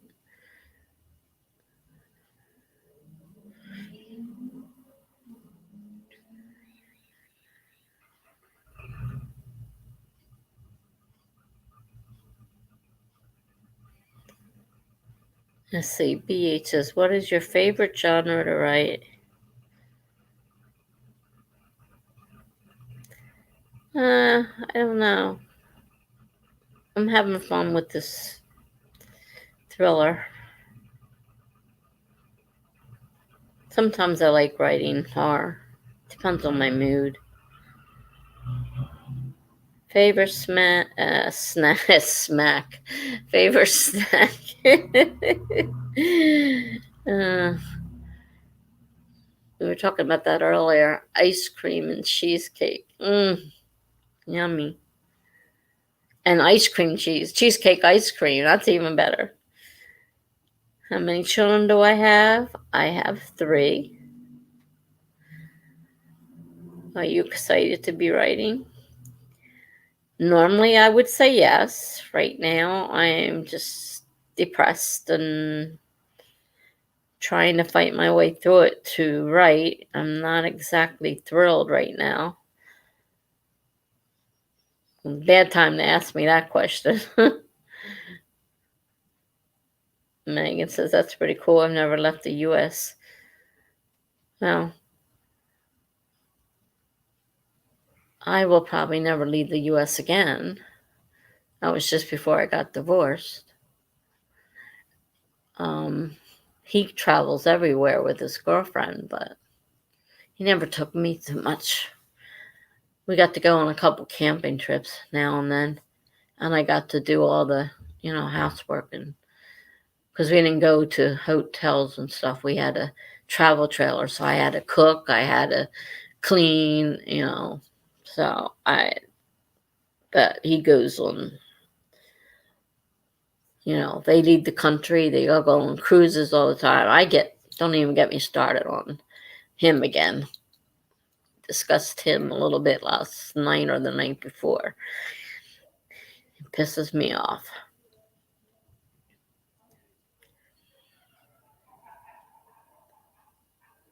So I've been on the East Coast only.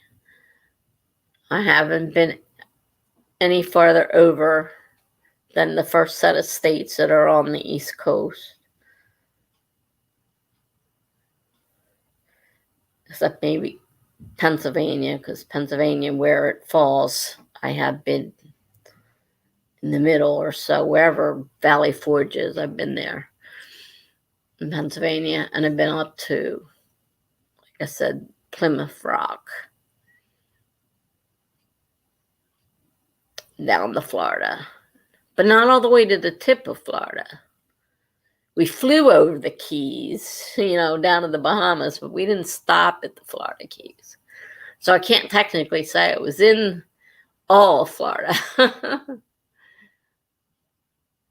we got down, we were down to Daytona Beach, we were down to Disney World. We didn't go inside. We were at Marineland, SeaWorld,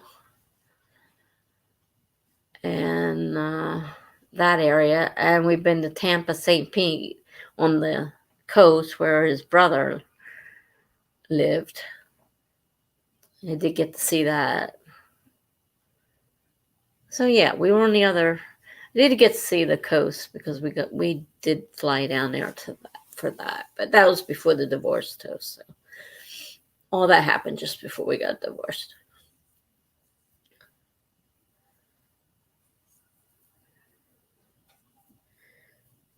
It was neat though. We had a sailboat. We got in the boat, and the dolphins. They just ride along beside your boat, swimming up and down, and look over at you and keep on swimming next to the boat as it's sailing along. So that was pretty cool.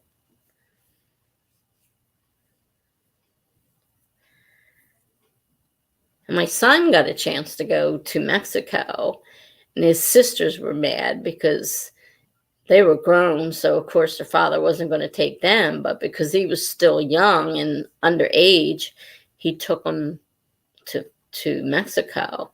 So my daughters were mad. Like, hey, you didn't take me either.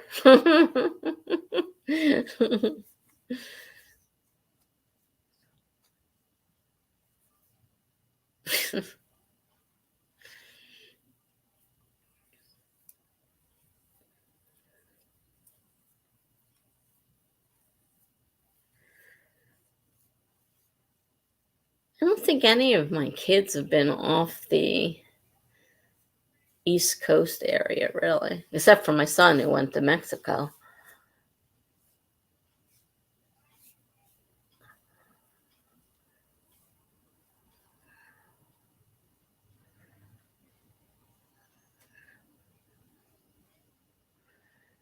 I saw the outside of Boston. We drove outside the city around it, and we didn't drive into Boston, but we were up there.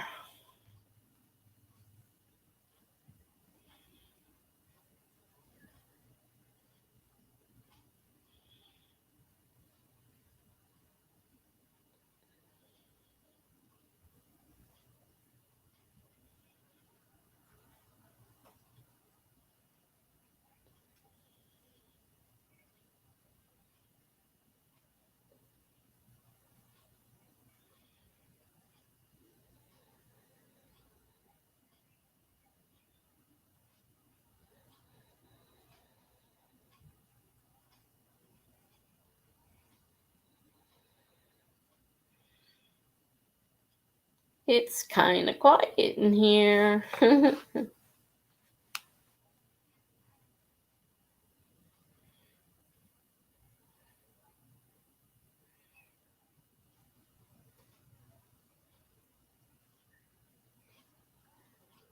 I have to start babbling again? What should I babble about next? Oh, man.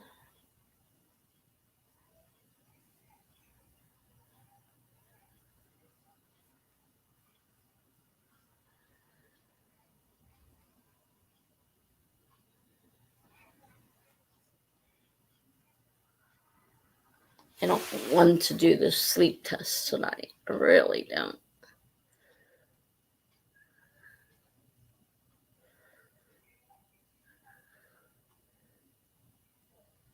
Medicare makes everything such a pain. They're making my life miserable.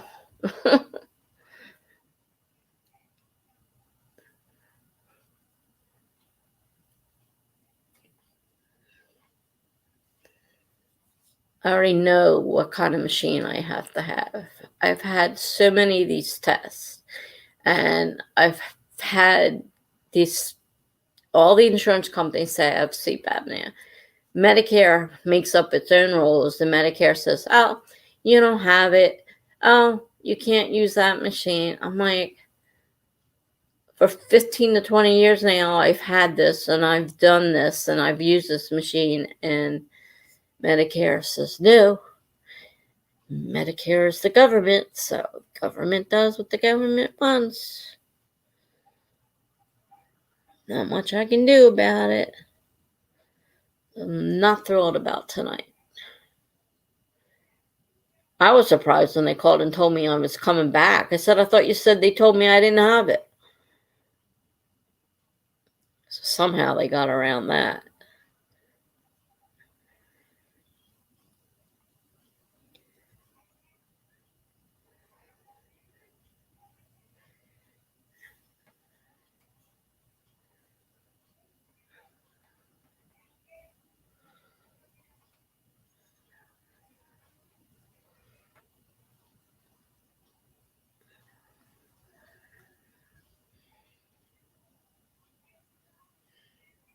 I've got to go in at 9:45.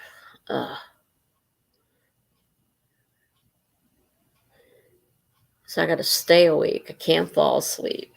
Oh,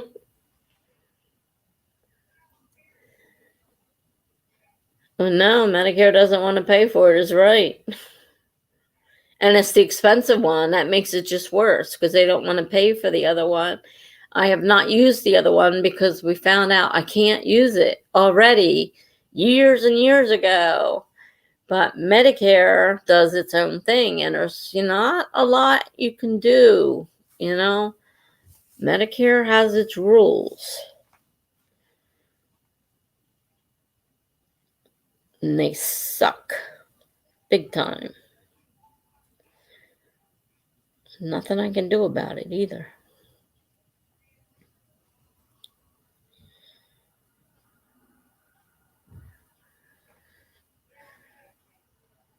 We'll see what happens. I'm supposed to go in, put the machine that doesn't work on, and then after half an hour or so, I'm supposed to be keep telling them I can't breathe, and then they have to give me the other machine.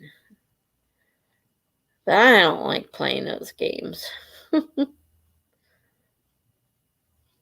Besides, I'm tired and just not in the mood for it all.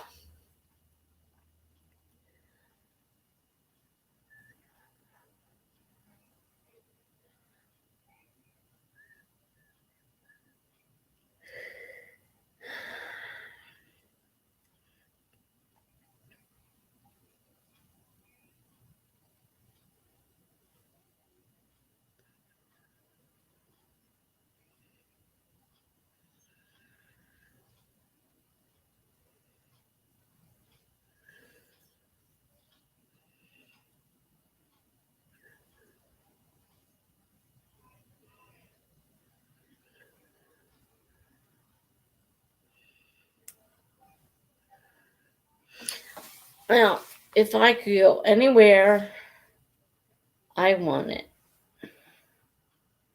I would love to go to Hawaii.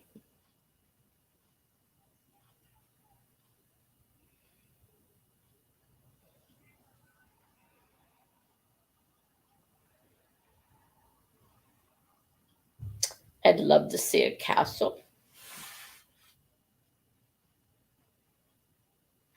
One of the stories I wrote has a castle in it, and I had to do research because I had never been in a castle.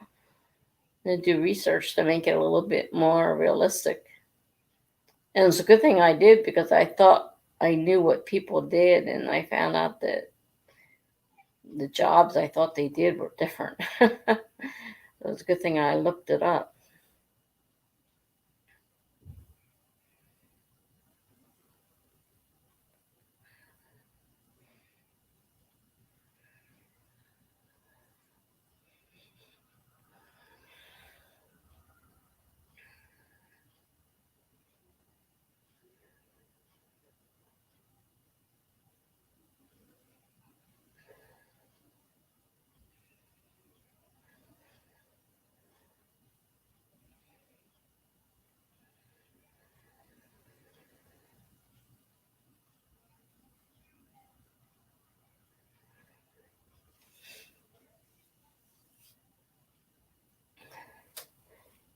Now, it's been 2 hours.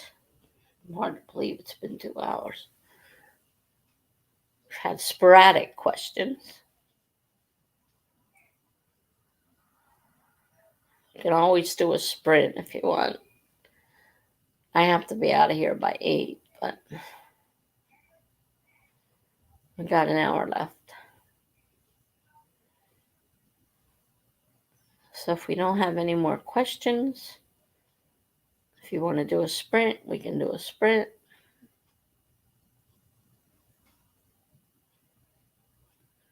We can end early. It doesn't matter to me, except I need to stay awake.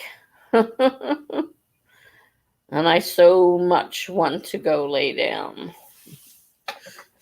And believe how much I want to go lay down.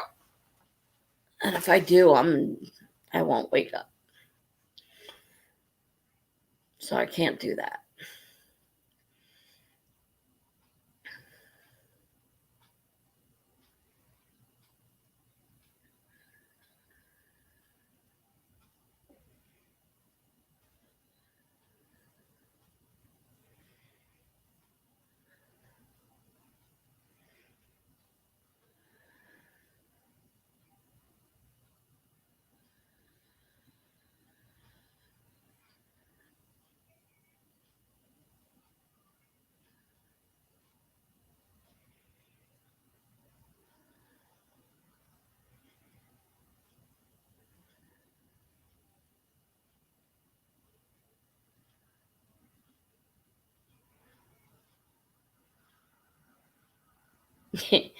Do a sprint to keep me awake. Yeah.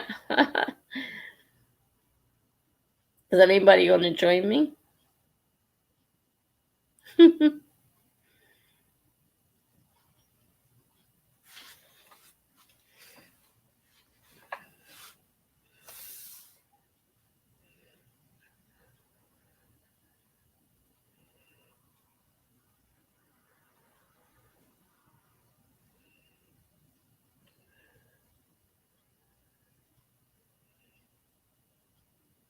I was surprised. There weren't that many streams today for being the first day. I was amazed there were just not that many people. There may be more tonight, I don't know, but I know during the day there weren't too many. Because I was actually up today. I had to get up, because if I slept all day, I wouldn't sleep tonight. So I had to make myself get up this morning, whether I wanted to or not. So I was trying to find sprints, and I'm like, it wasn't too much available.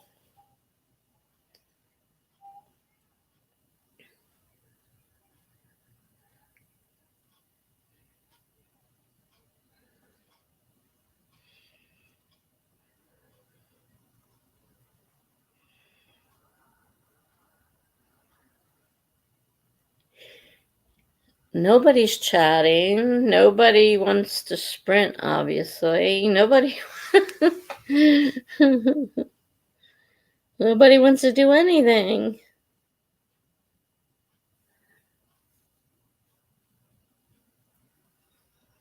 I'm not even sure who's still here. It's only a couple people here. People just sprint with me? Okay. How long you want to sprint for?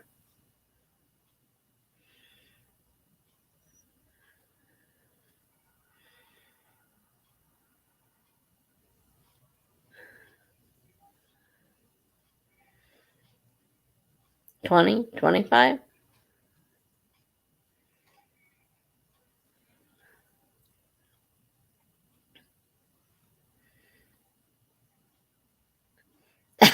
Megan says I was just updating my NaNo project. I completely forgot. It was like nobody was saying anything. Nobody said anything that said you want to sprint. Nobody said anything. Bonnie BH said she'd sprint.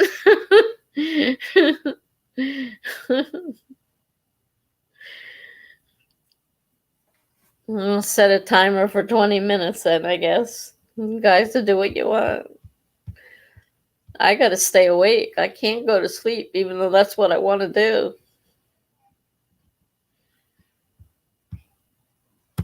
20 minutes.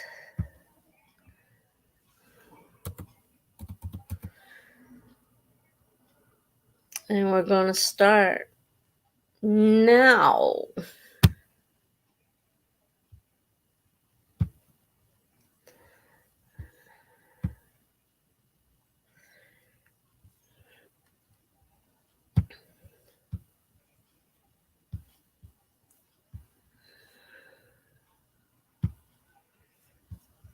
And I've got to share the screen. I don't know why I keep doing that.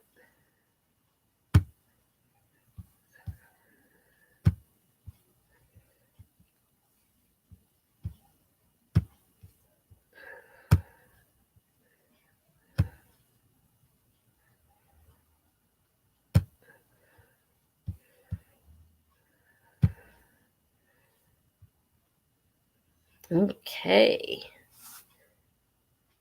Oh, something's not right, but I'm not messing. I can see it.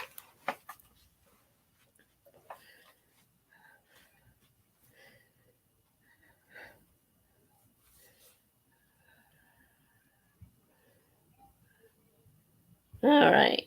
There we go. There's a sprint.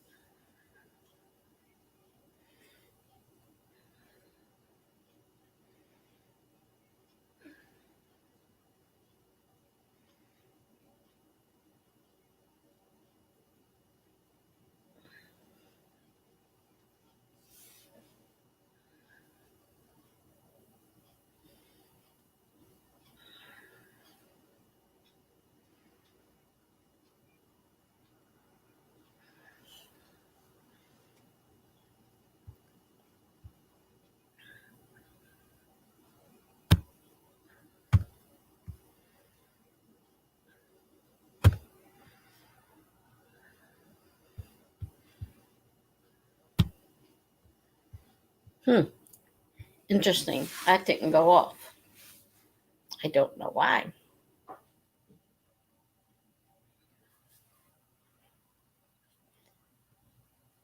Well, I don't know. I tried. I couldn't get into it. I saw either my mind's too much on what's going to happen tonight because I'm worried about that, or I'm tired because I really am tired. And this is definitely out of order. I'm going to have to print it out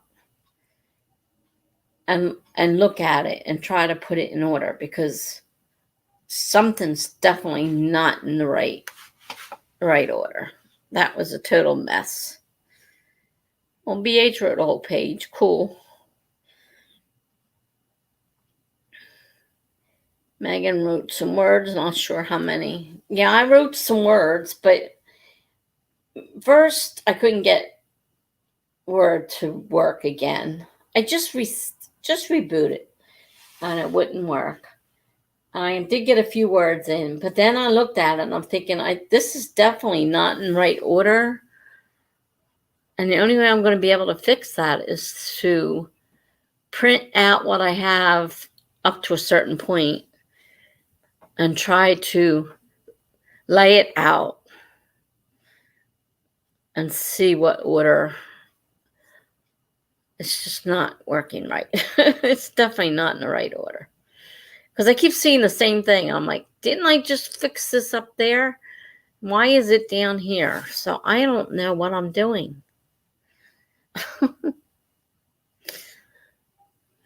Crazy. Definitely mixed up crazy stuff.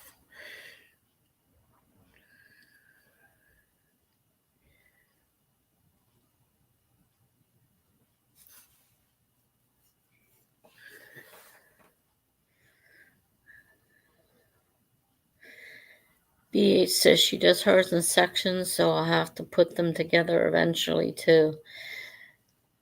Yeah, well, I'm doing all one document, so that's causing an issue because I'm trying to go back, and then when I come forward, I'm not sure where it's at. I need to have it in sections so that I can put them in the right order and move them around that way. I don't know what to do. Whether I should just like print out, highlight a section that goes together, print that out, highlight another section that goes there, print that. That way I can keep the pieces together, just move them around. I'm not sure what to do.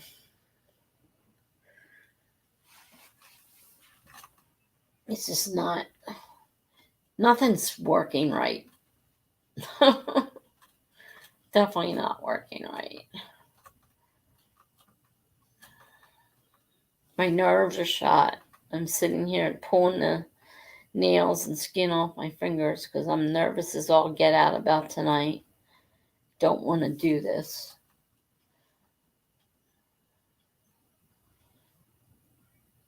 And it was raining all day. I hope it stopped. I don't want to have to go out in the rain. It's bad enough it's cold out there. I hope it's not raining too.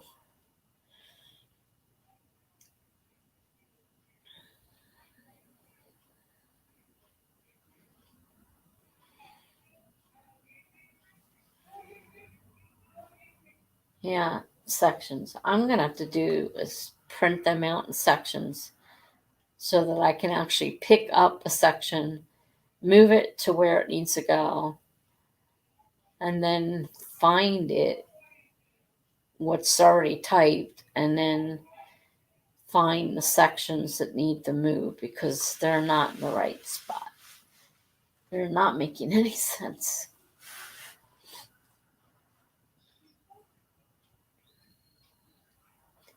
And it didn't help that I changed the story and then changed it back, but not all of it. So I changed some things, not some things. I'm finding duplicates of stuff. I'm finding things that don't belong in there because I took them out. Then I find that I need to put them back and I have to see if they're still there and just move them, or if I have to rewrite them. I've got a big mess here. Definitely a big mess.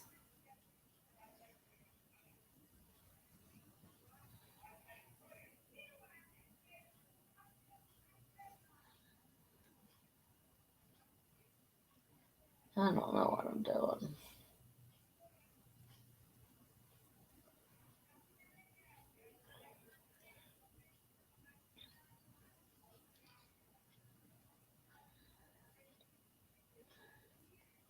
I gotta be careful. I probably ought to set another alarm, because if I don't and I fall asleep, I'll end up missing, and that won't be good either. Time I'll have to go.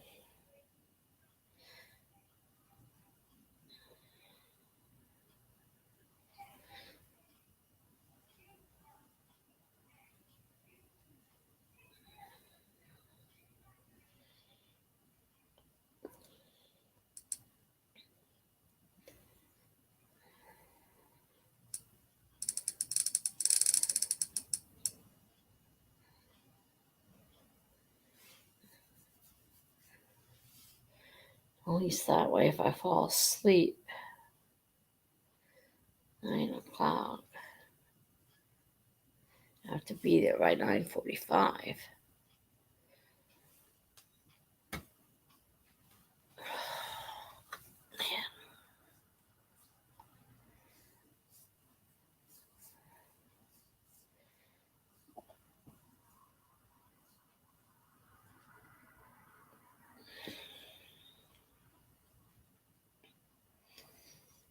Well, we got a choice. You can either quit here or one more short sprint.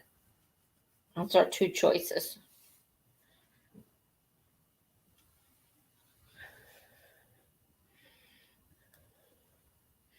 All right, Megan's about to go eat, so she's not going to be participating.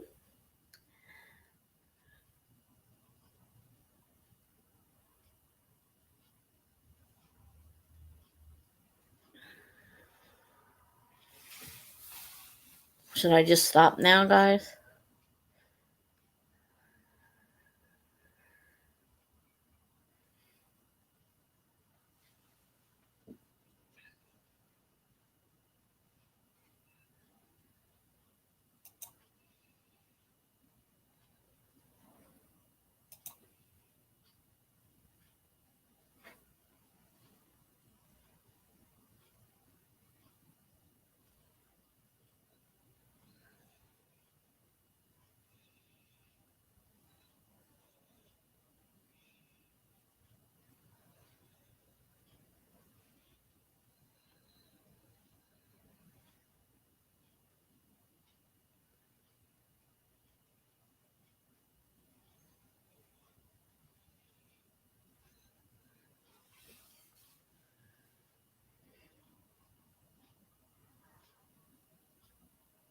You'll be here until food is ready.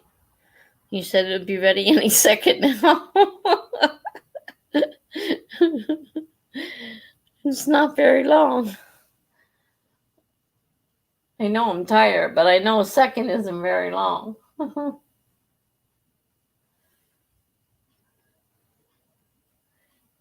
My computer is just gotten slower and slower and slower. That's going to be one of the biggest things keeping me from getting anything written, is it's so slow.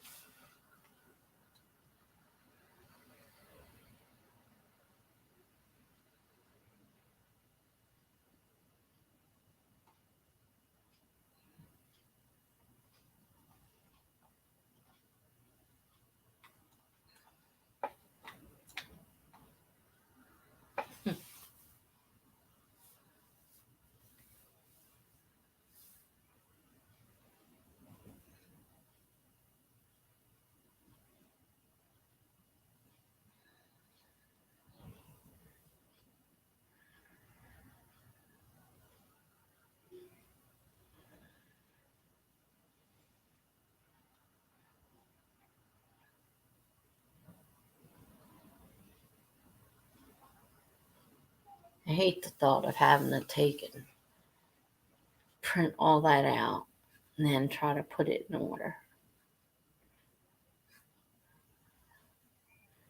Part of me is saying you should have written a outline and then you wouldn't have this problem right now. You wouldn't be all confused.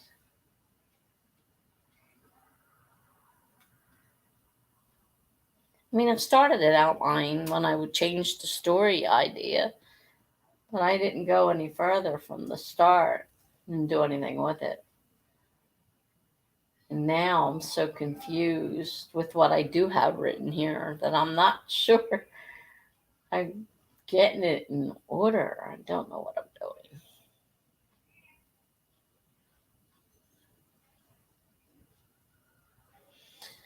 Well, hello, Jennifer. You missed all the questions, and we've got 20 minutes till I have to sign off. You can ask some questions if you want.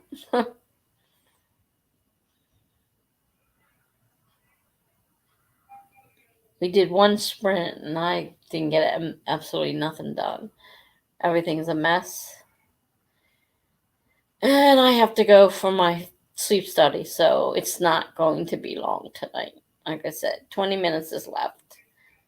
You want to ask some questions? Fine. Can.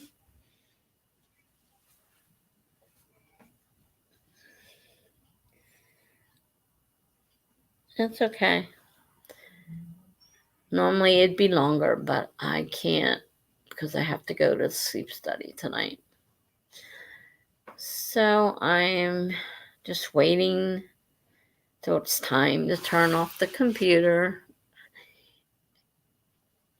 Not that I've tried writing and I can't get it to. It's like writing one word every 5 minutes, maybe. And I just rebooted it too. It's a fresh reboot, so I don't know many. I got more than I expected. Got more at the end there when people started showing up. More. There were only a few people in the beginning, so there weren't too many in the beginning. Then we got quite a few in the middle. Then it slowed down again. So I didn't really count them, but there were quite a few questions. And we got off into a couple of really wild areas like we normally do with with our chats about some of my stories and how I get the ideas, and especially the scary ones because they're real. They really happen. So we had some pretty interesting conversation there. Mm.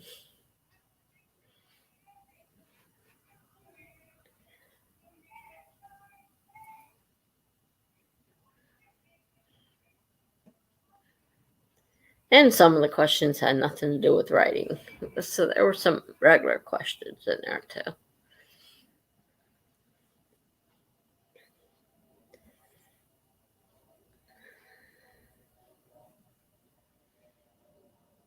At least there were some questions. I was afraid there would be none and I'd be sitting here like an idiot, but at least there were some questions.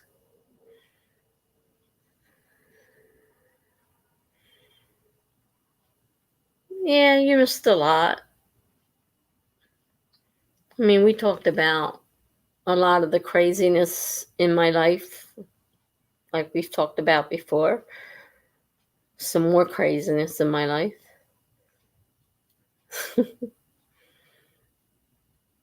Some of my stories, where they came from. Some of them, like I said, they were scary stories, but they were real.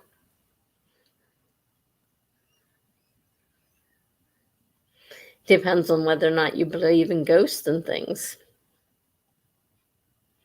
I do believe.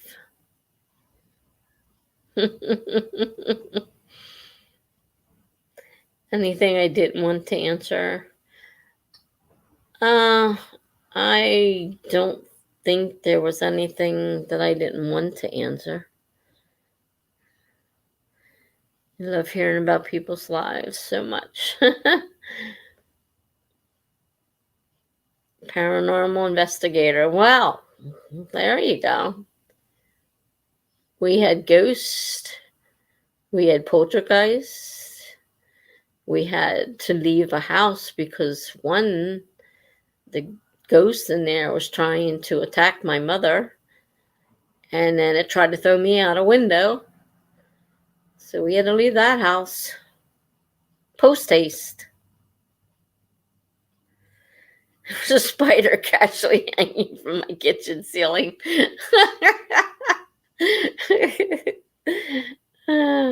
Is it a giant spider?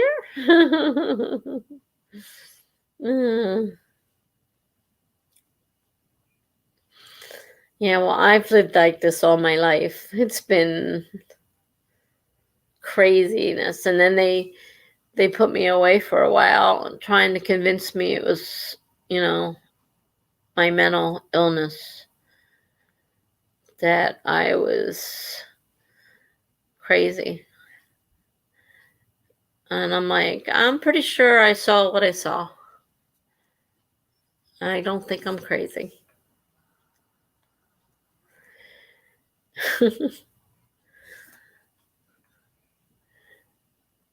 They just put down on my records that I was crazy, that I was seeing things. Hope you don't live in Australia. Everything is scary over there. No, I don't live in Australia.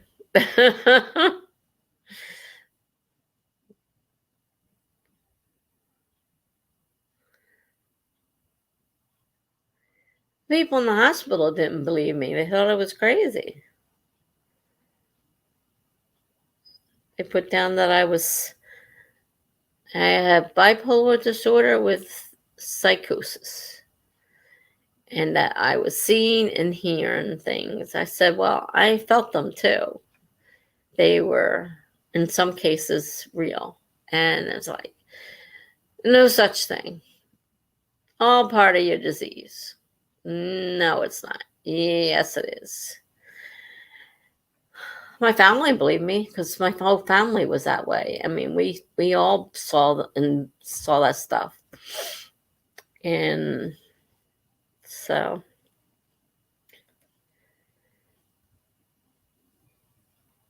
yeah, well, that's what I say here.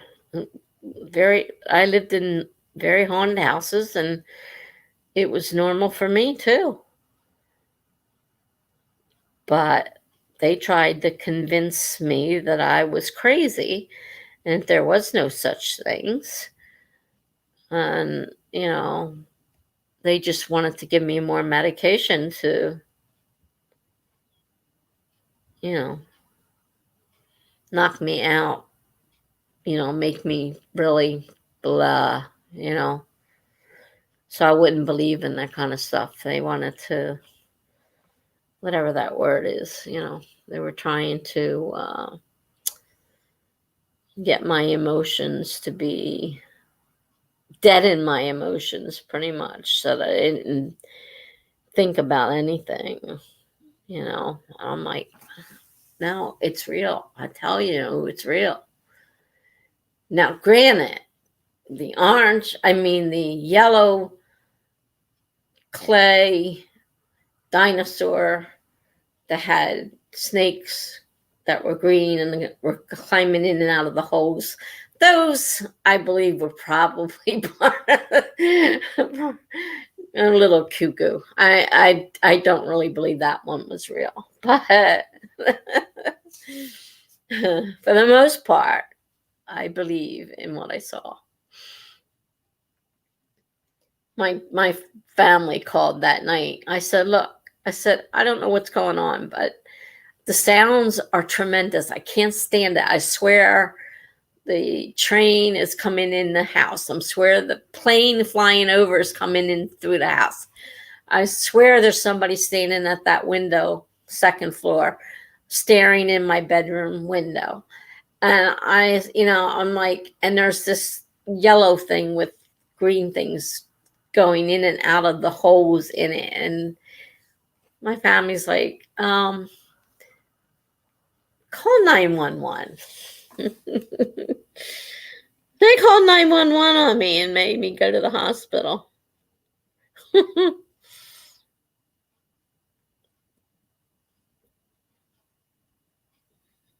That was the one where they decided I was psychotic and I was seeing things.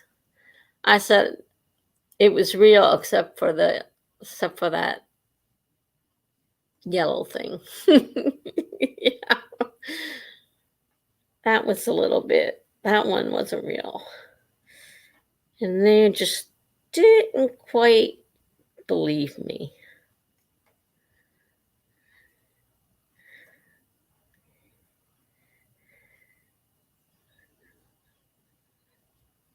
Though I must admit, since I've had my medication upped, I don't see things as much. I live somewhere else too, so this place just may not have any.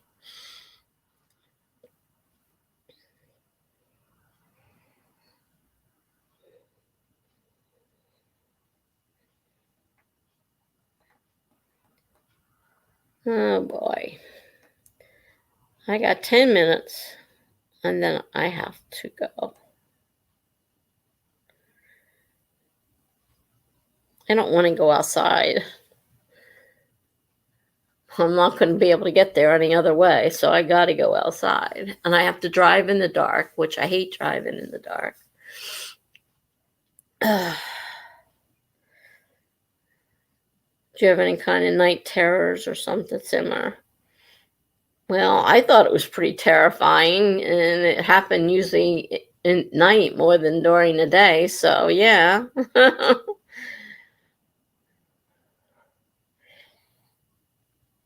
I woke up one day, it was so scared, and I wanted to go be with somebody. And I was afraid to open my door because I was positive that the world had disappeared outside my room, that there was nothing out there. And I could not, for the life of me, force myself to open that door.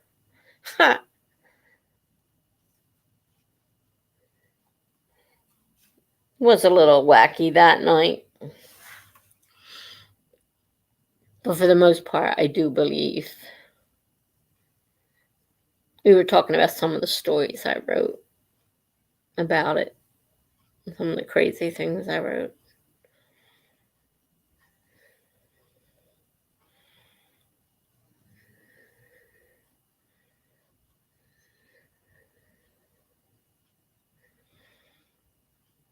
Yeah, I wish it wasn't scary. I've lived in a couple of places where it was really scary. And that one house was really bad. I wouldn't go in the basement because there was something, I swore there was something down there. I had my parents, I said, get that doll out of my room because the doll was as big as me. And I said, the eyes follow me. And at first they didn't believe me. And then they looked at the doll and they're like, yeah, the eyes are moving. It's following us as we move around the room. So the doll disappeared out of my room. So you're back from dinner already? I didn't even realize you were gone. Last time I talked to you, you said you wasn't ready yet. She's eaten already. Mental illness is a lot to deal with sometimes, isn't it? Yes, it is. And I just had my antipsychotic medicine increased because I cannot deal with my life the way it is at the moment. Oh, the weirdest dreams at night that wake me up constantly. I hate it. I mean, it's all night long. And it's just like somebody will call me because I sleep a lot during the day. And they'll say, I'm sorry I woke you up. I said, I'm not. I was having the most horrendous dream in the world. Thank God for waking me up. Terrible.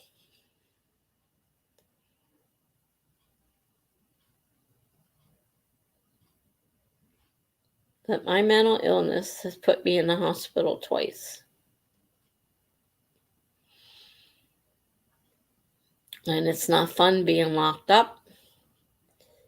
It's not fun having everything taken away from you.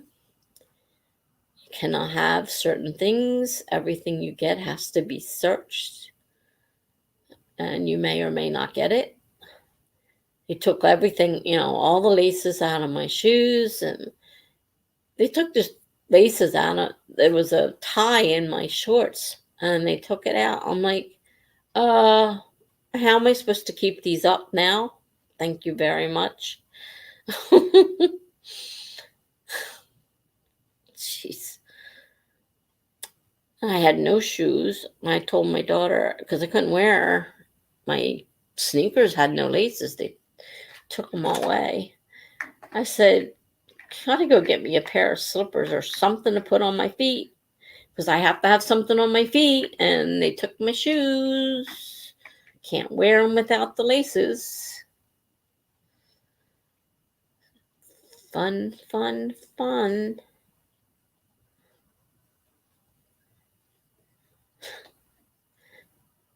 No wonder my kids want me locked up. I think I'm going to hurt myself.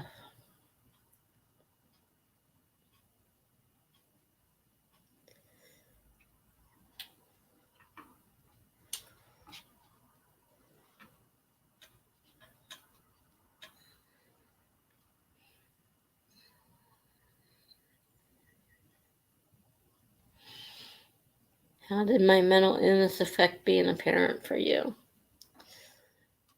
Well, we didn't know I had mental illness at first, because when I was born, nobody talked about mental illness. So I was in my 30s when we found out what my problem was. And I'd already had, well, I had the third child. I was 30 when I had the third child. So I had 3 children by that point.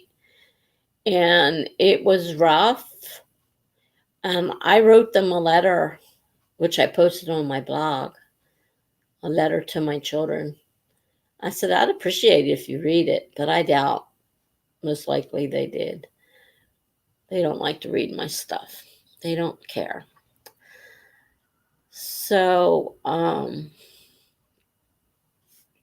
it was difficult at times, but at least my kids were older before I started having my mental breakdowns that I had to go into the hospital for. They were grown up at that point. I didn't do any, and I didn't have any of that. Man, I must have cracked my knee on something. It hurts. I don't remember doing it. Ow. So, yeah, it was hard.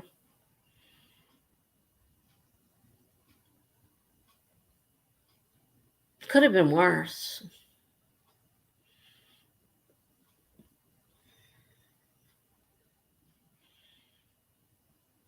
Bothers them more now. It explains so much to me. You found out about the BPD in your 40s. Well, yeah, I didn't know about that until later. I found out about the bipolar when I was 30. I didn't know. I had it all my life, but I didn't know what it was. So I was in my 30s when I found out about that. And then I found out about the BPD years later. And that came out about the time, I guess, they sent me to the hospital the first time. And I started learning about it and realized I thought everything I had was caused by my bipolar disorder. But when I started reading on the BPD, I'm like, oh. And there's several different kinds of borderline personality disorder.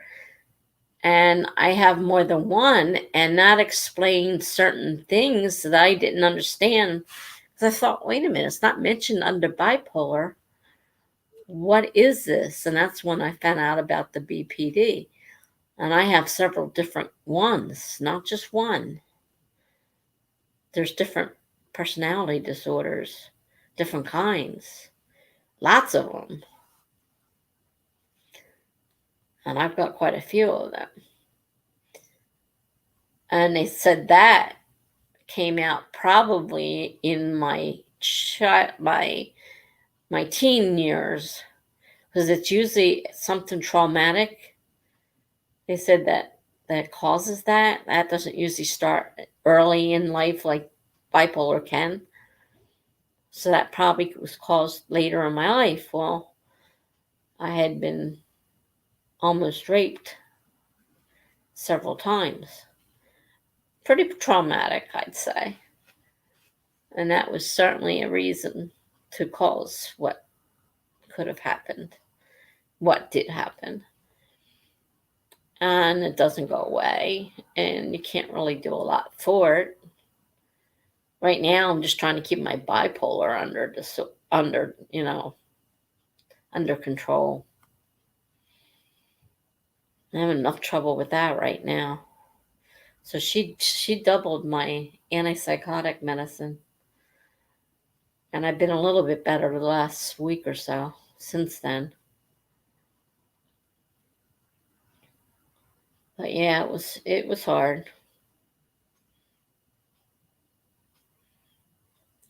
And I've got one child who has it bad with a lot of other issues, including rage. And then I have another child who has a mild, it doesn't affect her as bad.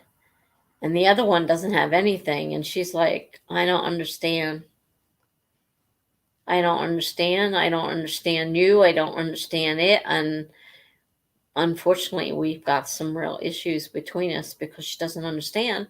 She don't want to understand. She doesn't want to know. I said, you can find out what this is, and so you can understand it. And she didn't want to. She doesn't want to understand it. She doesn't want to know about it. Now, it's possible that it skipped her and maybe went into one of her children. Not sure. I hope not.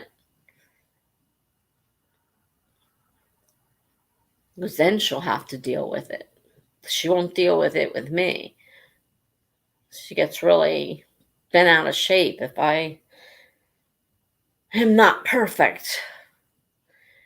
I'm not the perfect mother. I'm not perfect, and I'm not going to be perfect. Sorry. Can't help you.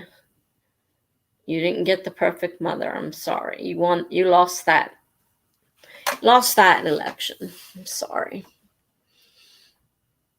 I am who I am. I try my best.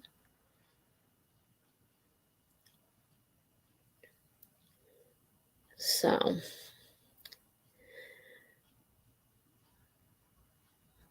well, it's 8. I gotta start getting ready so I can go.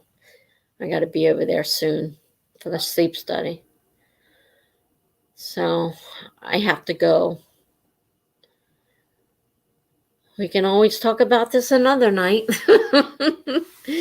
since we have these conversations all the time. But thank you guys for coming for the questions and for asking the questions and being part of the reason that I made the 100 people by being subscribers. I appreciate it. So I will see you all another time, probably Tuesday. That's my next. Well, it's not scheduled yet, but I got to schedule it soon, so I don't wait to the last minute. This is throwing me. Having one on Sunday is kind of throwing me off schedule. I forgot. I have to get one scheduled for Tuesday soon. So, thank you, Megan. Thank you, Jennifer. So, see you guys later. Bye now.